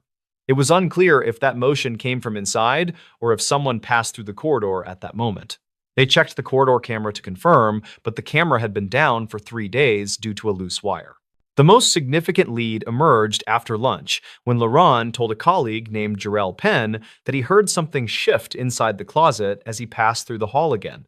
Jarrell thought it might be a rodent because that wing often had small gaps behind the old walls. They planned to check it together after finishing a test on a cooling system. That test ended around mid-afternoon, and they returned to the closet with a simple plan to unlock it and take a quick look. According to Jarrell's later statement, there was a faint vibration under their feet when they approached the door. It felt like a small generator starting up in another room, although no system in that wing should have been active at that hour. Laurent unlocked the door and pulled it open, and a rush of cold air slid out like someone had left a window open inside. The room had no windows and no active vents, yet their breath fogged slightly as they stepped forward. Inside, they found a portable monitor on a crate that should not have been there because no one had logged that equipment for months. The monitor was connected to a small camera that had been mounted near a pile of duct sheets. The camera pointed toward a narrow gap in the back wall that looked like an old access hole for cables. The monitor screen flickered with static for a few seconds before showing a short clip that repeated every time the image reset. The clip showed the back wall from the same angle, but it displayed a timestamp from late summer and showed someone stepping into the frame.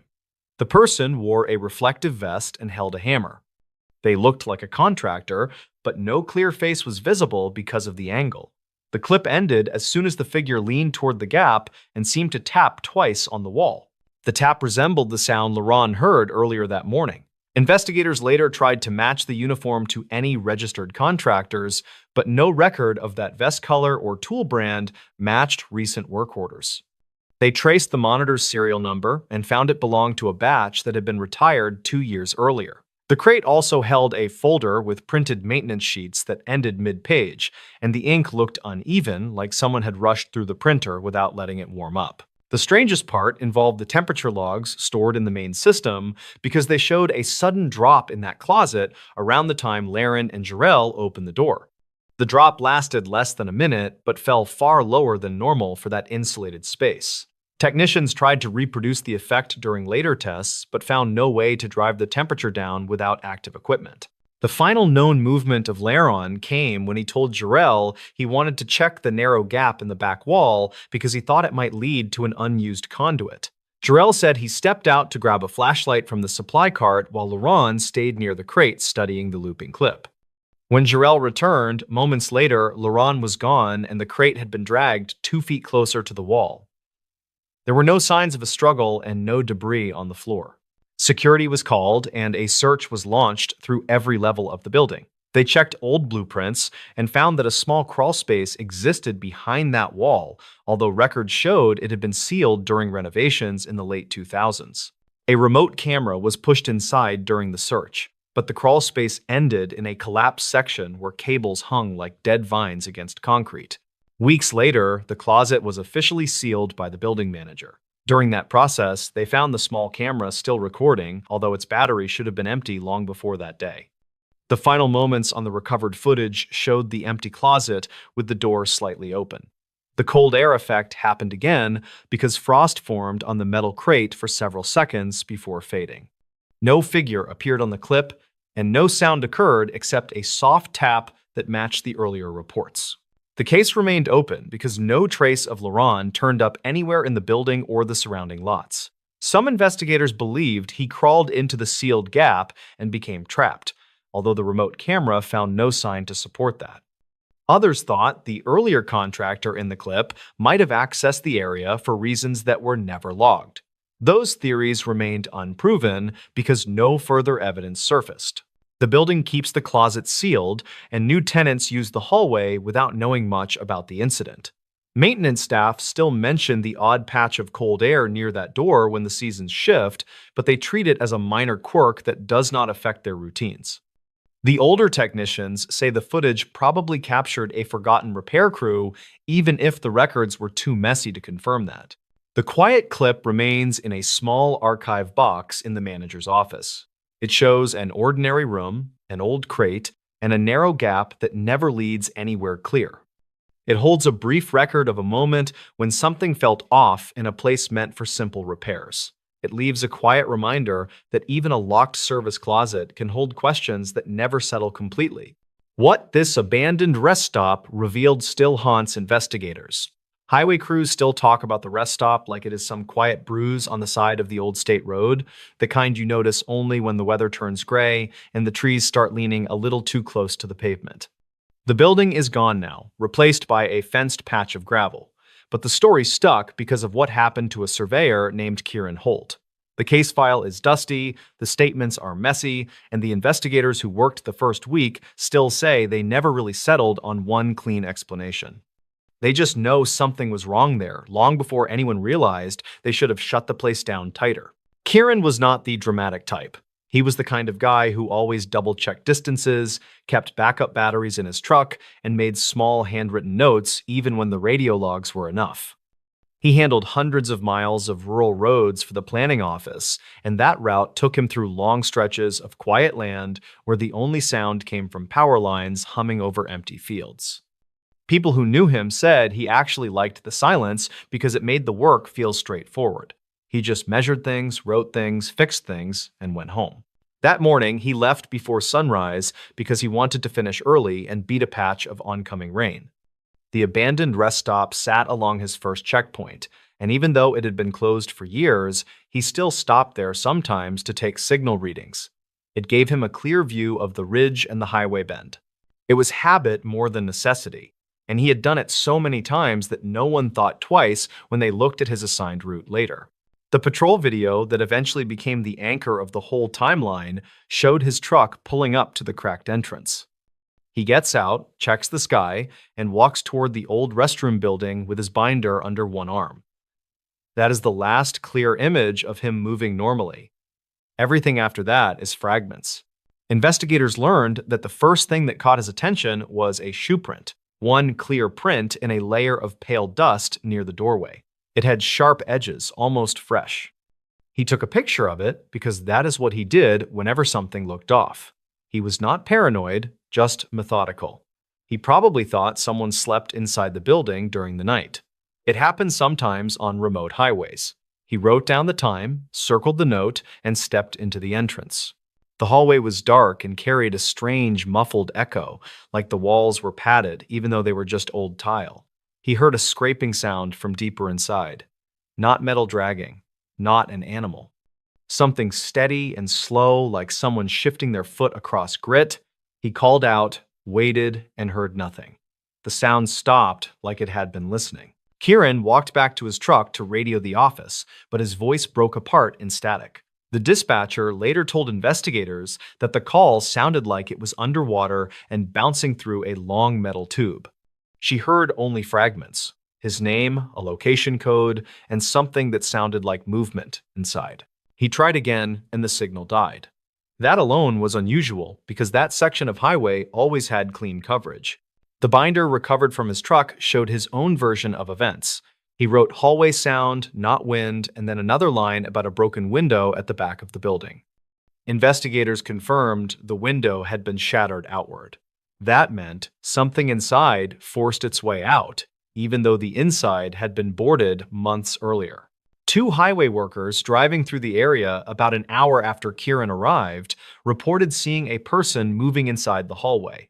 They saw the silhouette through the broken boards on the far window. They assumed it was Kieran and did not stop. Later, they both said the figure walked strangely, almost testing the ground each time it stepped forward. When Kieran failed to check in by midday, patrol deputies were sent to find him. His truck was still idling.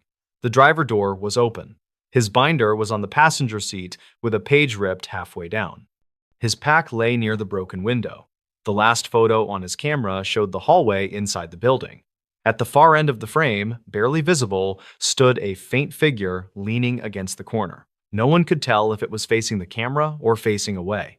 Inside, deputies found scrape marks on the floor, thin, curved, following the left wall all the way to a locked storage room. The door showed no signs of force, yet the dust around it was swept clean in a straight line, as if something moved in and out repeatedly.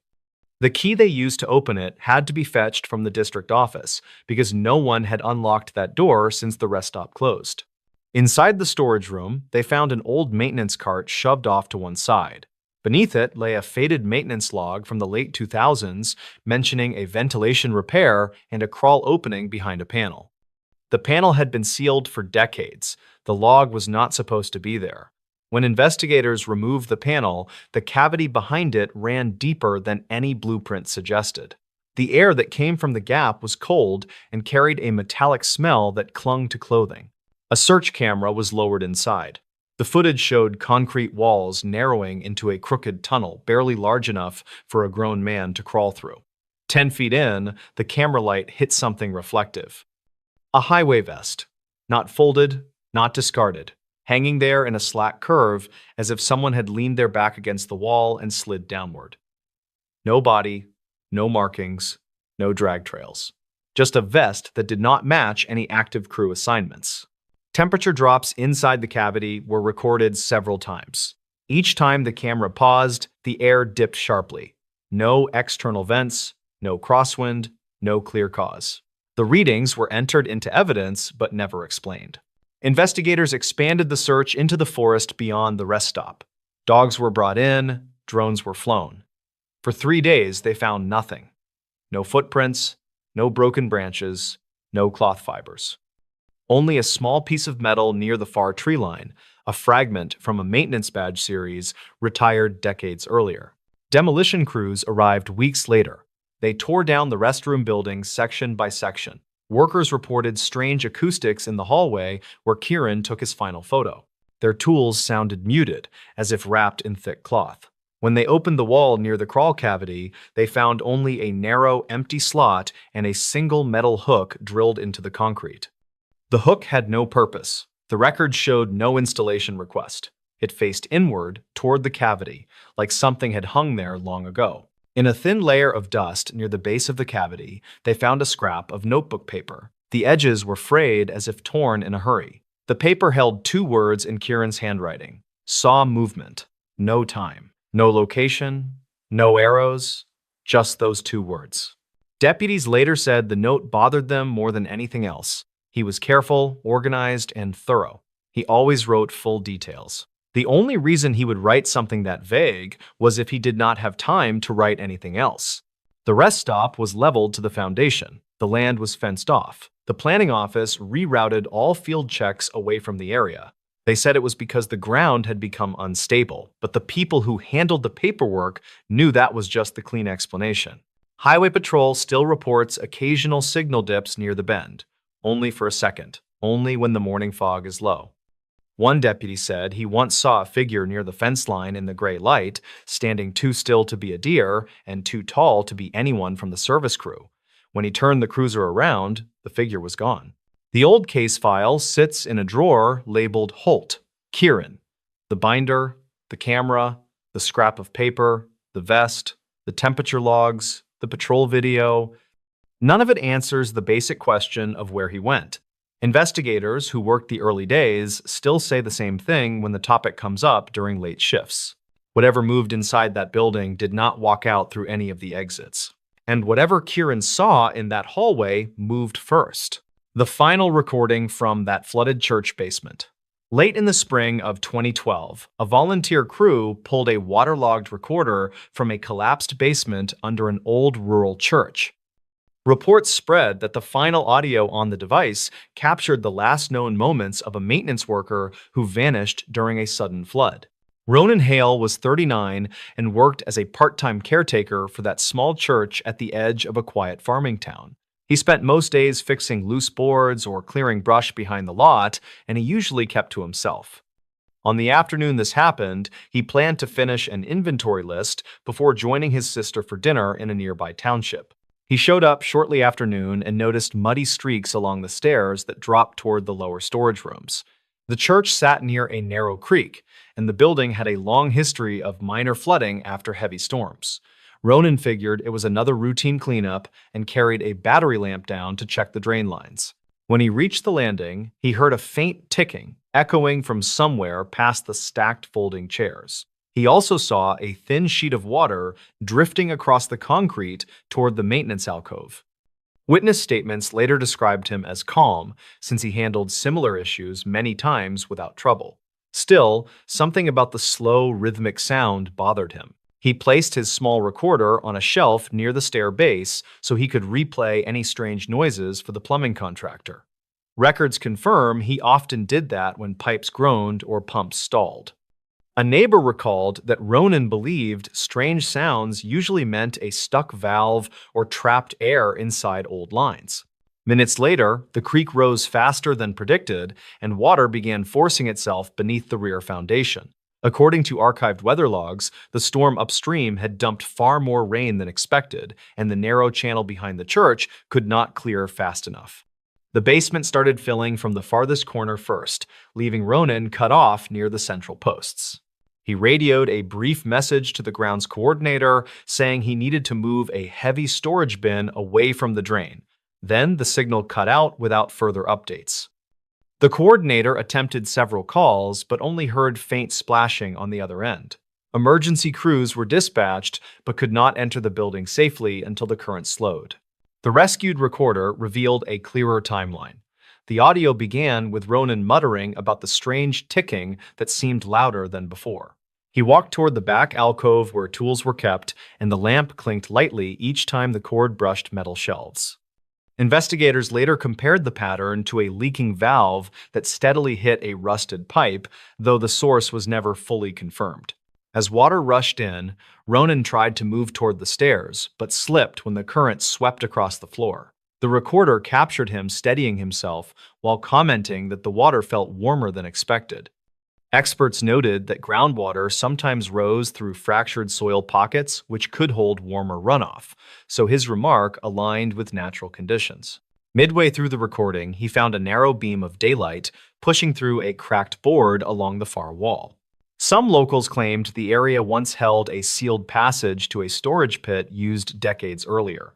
Building records showed an unfinished renovation during the early 1970s that left several sections partially reinforced. Ronan tapped the wall and called out, asking if anyone was upstairs. His voice carried oddly, reducing in clarity whenever the ticking sound surged. The audio suggested that something behind the wall shifted each time the floodwater reached a higher mark. Engineers explained that wooden beams often swell when soaked, creating sharp, popping echoes similar to the ones he described. At the 30-minute mark, he dragged a crate toward the rising water and tried smashing the weak panel to widen the opening. The recorder picked up heavy breaths, scraping wood, and the moment the board gave way, a rush of air shot through with a hollow tone that made investigators replay the segment multiple times. Behind the panel lay an older pump pit that had been sealed off for safety. Ronan climbed inside, believing it sat higher than the basement floor.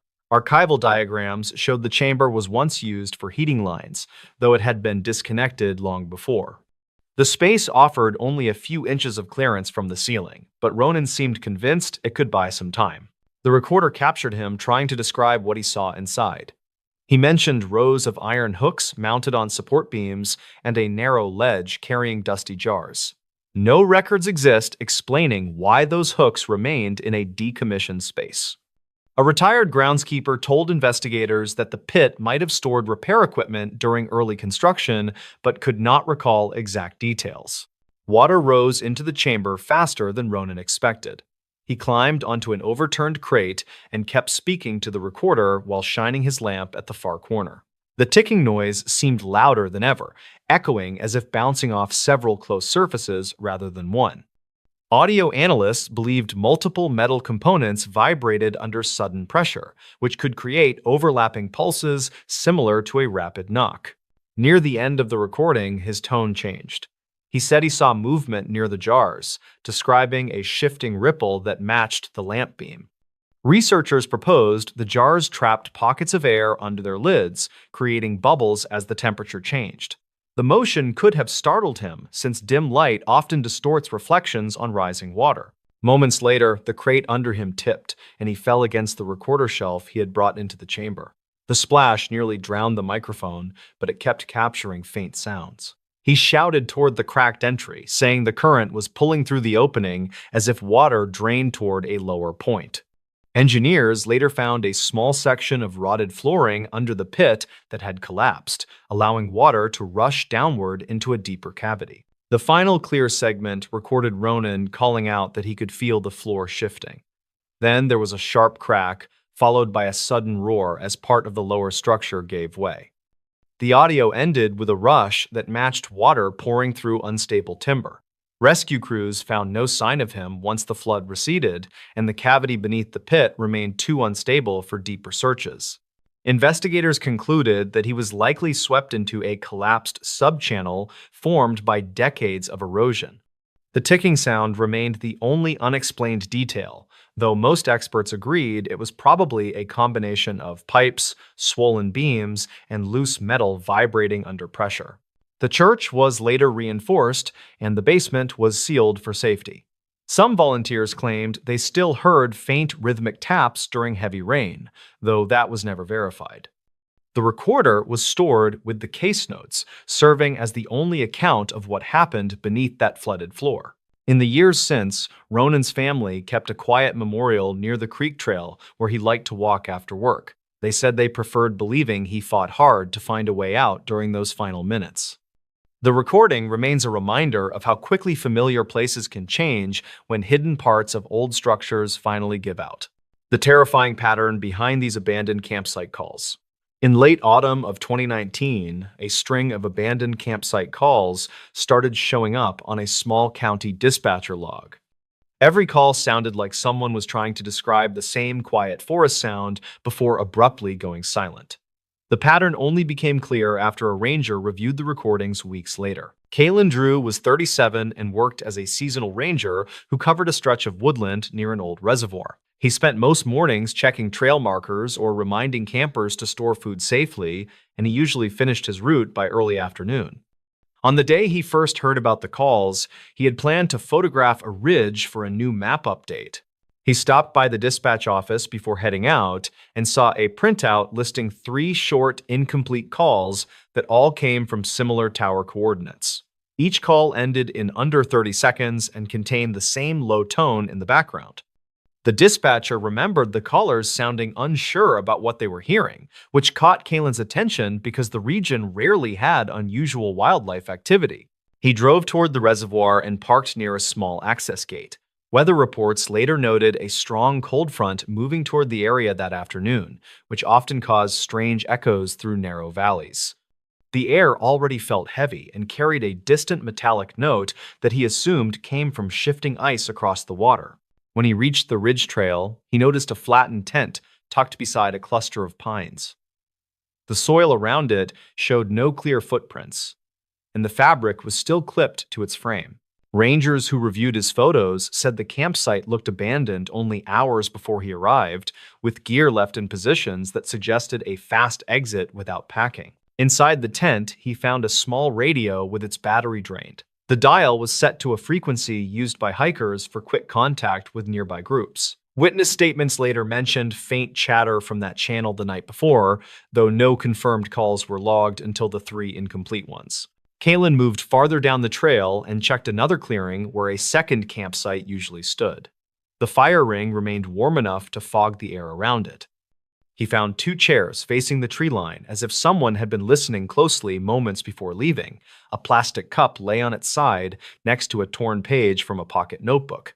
The page mentioned a distant pulsing sound that seemed to circle the campsite every hour. It also described a pattern that felt too steady to be natural wind through the branches. The writer noted that the pulses came in groups of 5, with a long pause after each set. For investigators, this matched the rhythm captured in the dispatcher recordings. Kalen radioed the office and asked whether any search notices had been filed for missing hikers. The office replied that no one had made any formal reports in recent days. He mentioned the pattern described in the notebook, and the dispatcher paused before, saying that the background tone in the calls also repeated in sets of 5. That confirmation changed the tone of his search. He decided to follow the faint footpath leading toward the reservoir where old service sheds once stood. According to archived land use files, the sheds stored equipment decades earlier, though most were dismantled after a flood damaged the road leading to them in the late 1980s. Only one partial frame remained near the waterline. As he approached the shed, he heard the same pulsing pattern drifting across the trees. Each pulse carried a hollow ring, followed by a soft, fading echo that sounded almost metallic. Engineers later suggested the noise could have been produced by a loose buoy chain hitting a submerged metal bracket as the water level rose and fell under shifting wind. The door of the shed was half open. Inside, he found another tent footprint pressed into the dirt, along with scattered cans and a small portable stove.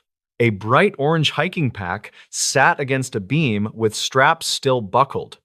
According to later interviews, this pack belonged to a group who had passed the station 2 days earlier, though they were eventually found safe in another county after leaving early to avoid the cold front.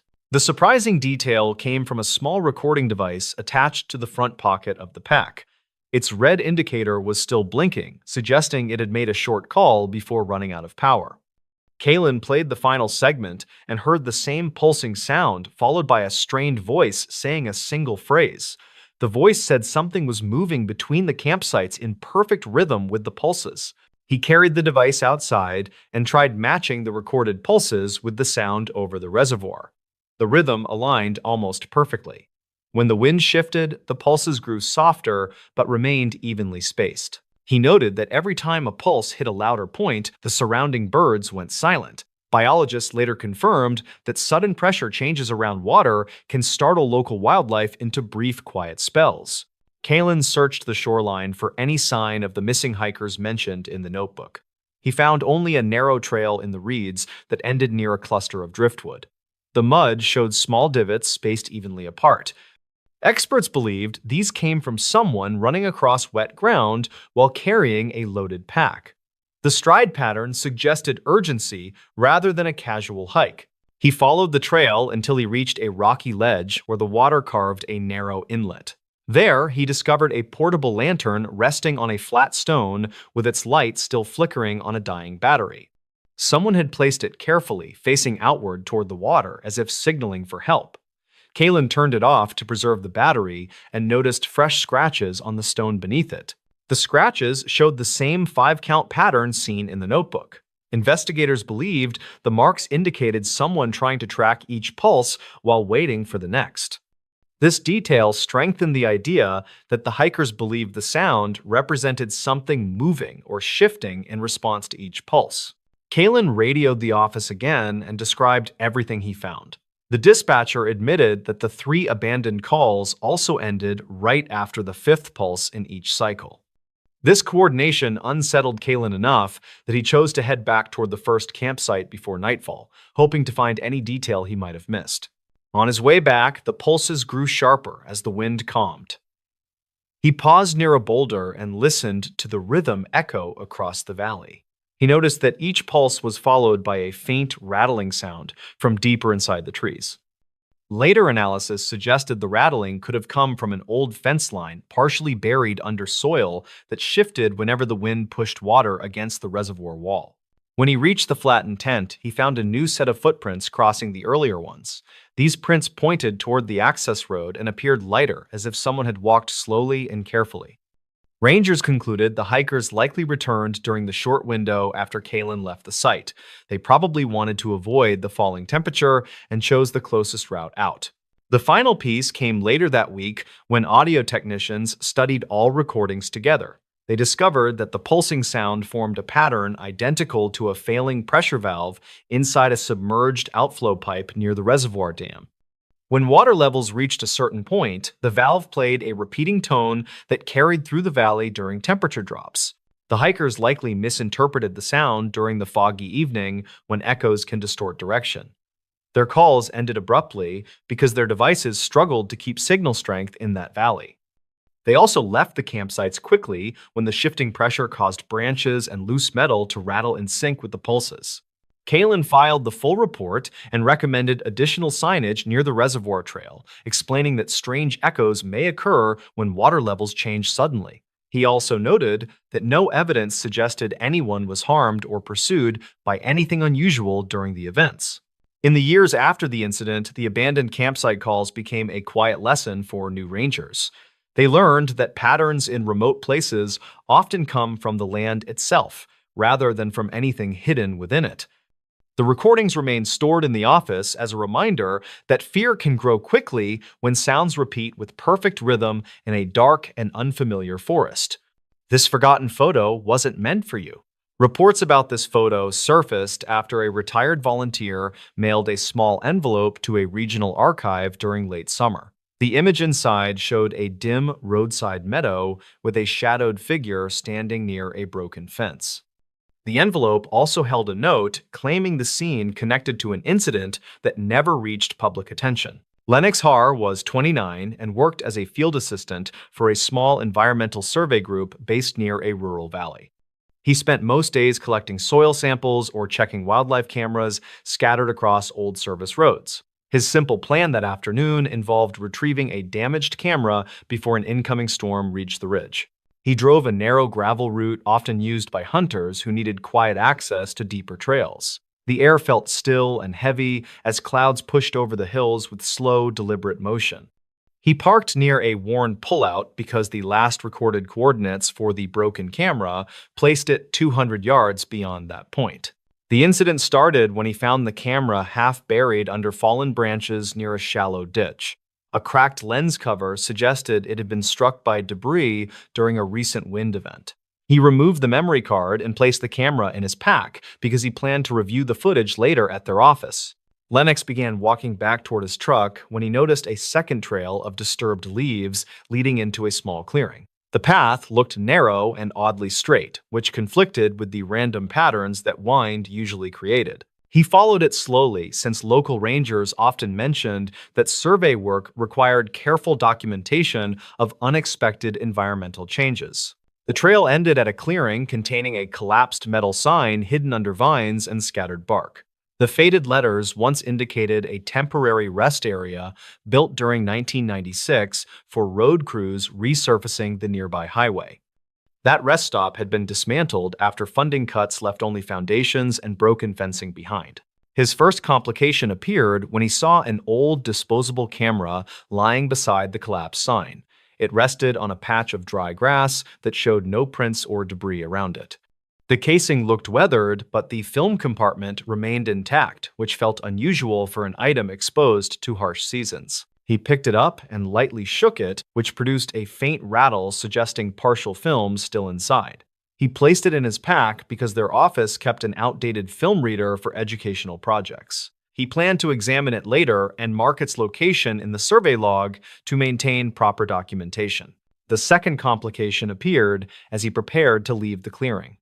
A soft, cracking sound rose from deeper inside the trees as if someone stepped on brittle branches.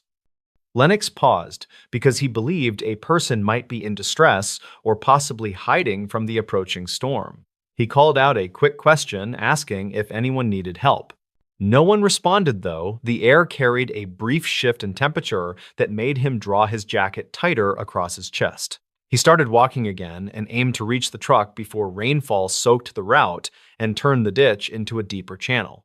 The forest remained silent, except for distant rumbling above the ridge. He reached the truck and began loading his equipment when he heard a faint metallic click near the tree line. The sound repeated twice and seemed to match the shutter of an older camera. He scanned the clearing but saw nothing except scattered branches and a few leaning posts that once supported instructional signs. Lennox drove back to the survey office and used their small utility room to review the damaged wildlife camera footage. Most clips showed common movement patterns created by deer and small mammals crossing the route. The final clip captured a person walking in the opposite direction of the expected trail during early dawn 2 days earlier. The person moved with a slow and uneven gait and carried what appeared to be a small rectangular object at chest height. The image clarity made it difficult to confirm if the object was a camera, though the posture suggested careful framing. Lennox paused the footage because the outline of the clearing gate appeared in the far corner of the frame. He retrieved the disposable camera from his pack and handed it to a senior technician named Corbin, who handled older equipment. Corbin used the film reader and recovered 8 frames, showing a sequence taken from almost the same angle as the collapse sign in the clearing. The final frame captured a figure standing near the broken fence with their face turned slightly away from the lens. The figure appeared in muted light, which suggested early morning or late afternoon conditions. A faint shape near the left edge of the frame resembled a folded jacket lying across the old sign. Corbin noted that the film quality indicated the shots were taken after 2010, even though the rest stop closed long before then. Lennox became uneasy after noticing the figure's posture matched the person seen in the wildlife video. Both showed a lean-forward stance and a slight tilt of the head. The rectangular object held by the person on the wildlife footage could match the disposable camera discovered near the collapsed sign. He contacted a retired ranger named Talwin, who previously assisted the survey group with map corrections. She recalled that a solo traveler went missing near that same ridge during early spring 2011. That traveler reportedly searched for abandoned roadside campsites that once held documented historical markers from older transportation routes. The traveler left behind a short note mentioning interest in forgotten structures and plans to photograph locations before seasonal storms erased remaining markers. The final known lead placed the traveler near an old turnout connected to the same service road used by Lennox. Talwin explained that search crews relied on those clues but never found evidence beyond scattered gear. Lennox studied the disposable camera images again and noticed the shadow of an upright post near the figure's left side. The wildlife footage revealed that same post leaning at a matching angle in the clearing. This connection implied the person in the photos stood exactly where Lennox found the camera during his late afternoon survey. The twist emerged when Corbin revealed a final partial strip from the processed film. The strip contained one fragmented image that captured the clearing from a vantage point behind the broken fence. The perspective showed the photographer standing near the metal sign with their back turned toward the viewer. The photographer wore the same jacket seen on the ground in the earlier frame. Lennox returned to the site 2 days later because he wanted to compare the angles with the remaining markers. The ground around the collapsed sign showed faint indentations consistent with footprints older than a week but newer than a full season. Thin grass leaned toward the ditch as if someone had stood in the area while shifting weight repeatedly. He moved toward the broken fence and found a small rusted clasp lodged between 2 boards. The clasp matched a style used for travel pouches sold widely during early 2000 years. He placed it in a sample bag and took detailed notes to match its position accurately. He also found a torn corner of paper trapped under a rock near the ditch. The paper held part of a handwritten message referencing a plan to document a final viewpoint before leaving the region. The ink showed fading consistent with long exposure, yet the paper itself remained relatively intact. Experts later suggested it drifted under debris layers and resurfaced only when strong winds pushed through the clearing during recent storms. Lennox followed the ditch for 40 yards until he reached a cluster of stones arranged awkwardly in a narrow line. The stones looked intentionally placed because they formed a gentle curve pointing toward a shallow rise behind the trees. He climbed the rise and found a flat patch of ground offering a clear view of the entire clearing. He stood there silently as faint wind pushed shadows across the broken fence. From that point, he could replicate the perspective in the fragmented film strip that showed the photographer from behind. This meant the photo captured someone positioned at the rise while the traveler stood near the sign preparing another shot. The most plausible explanation suggested that the traveler photographed the clearing repeatedly while unaware that someone moved behind them at the rise. That person may have used the wildlife path later identified in the camera footage. The storm that approached during the traveler's final day probably scattered additional traces that might have indicated a struggle or sudden retreat. Local volunteers believe the traveler attempted to return to the main road through the meadow, but became disoriented as rainfall obscured the route. The jacket in the image might have been removed during brief rest or while repositioning equipment. The disposable camera possibly fell during the storm and remained protected under thick vegetation for many years. Lennox provided his findings to regional authorities, who updated the old missing person file with the new evidence. They identified the figure in the wildlife footage as likely matching height estimates from the 2011 case. The possibility of a second person at the scene remained unresolved, though rangers suggested a passing hiker might have crossed paths unintentionally. The forgotten photo carried eerie weight because it revealed the photographer moments before an undocumented event shifted the path of their final hours. The image never showed clear danger, yet implied a presence that remained unaccounted for in any official record. Investigators believed the most reasonable conclusion involved miscommunication and lost orientation rather than malicious intent. Lennox visited the clearing once more during early autumn because the survey group needed updated vegetation samples. He said the place felt calmer, yet still held a quiet sense of unfinished memory. The broken fence leaned further, and the collapsed sign sank deeper into the soil, though the meadow continued growing around them with steady resilience. In the end, the forgotten photo reminded everyone that rural trails often hold small, disconnected moments preserved by chance. A misplaced camera or silent witness can carry fragments of a larger story that fades as seasons shift across old routes. The truth behind the traveler's final steps may never be fully known, though the evidence now fits a clearer pattern that respects both logic and the limits of memory. A night guard who returned after vanishing years ago. In archived reports kept by a regional security contractor, supervisors noted an unusual case involving a night guard who vanished during one shift. Those same archived notes later recorded his unexpected return many years after that first unexplained disappearance. The story centers on Marlon Givens, a 38-year-old security guard working occasional contracts in a sparse industrial district outside a small desert town. He had taken a temporary assignment at a storage yard that kept older medical equipment and assorted surplus materials locked behind tall fences. He expected a quiet night and hoped to finish the shift without trouble. He planned to log routine patrols, drink his thermos coffee, then head home before sunrise. The incident began when he noticed a flicker of light near a row of rusted supply sheds about an hour after midnight. He thought it might be a loose fixture triggered by the wind, although the air felt still inside the yard. He walked toward the sheds with a steady pace while radioing dispatch to confirm no technicians were scheduled to visit overnight. The flicker repeated, and Marlon heard a sharp tap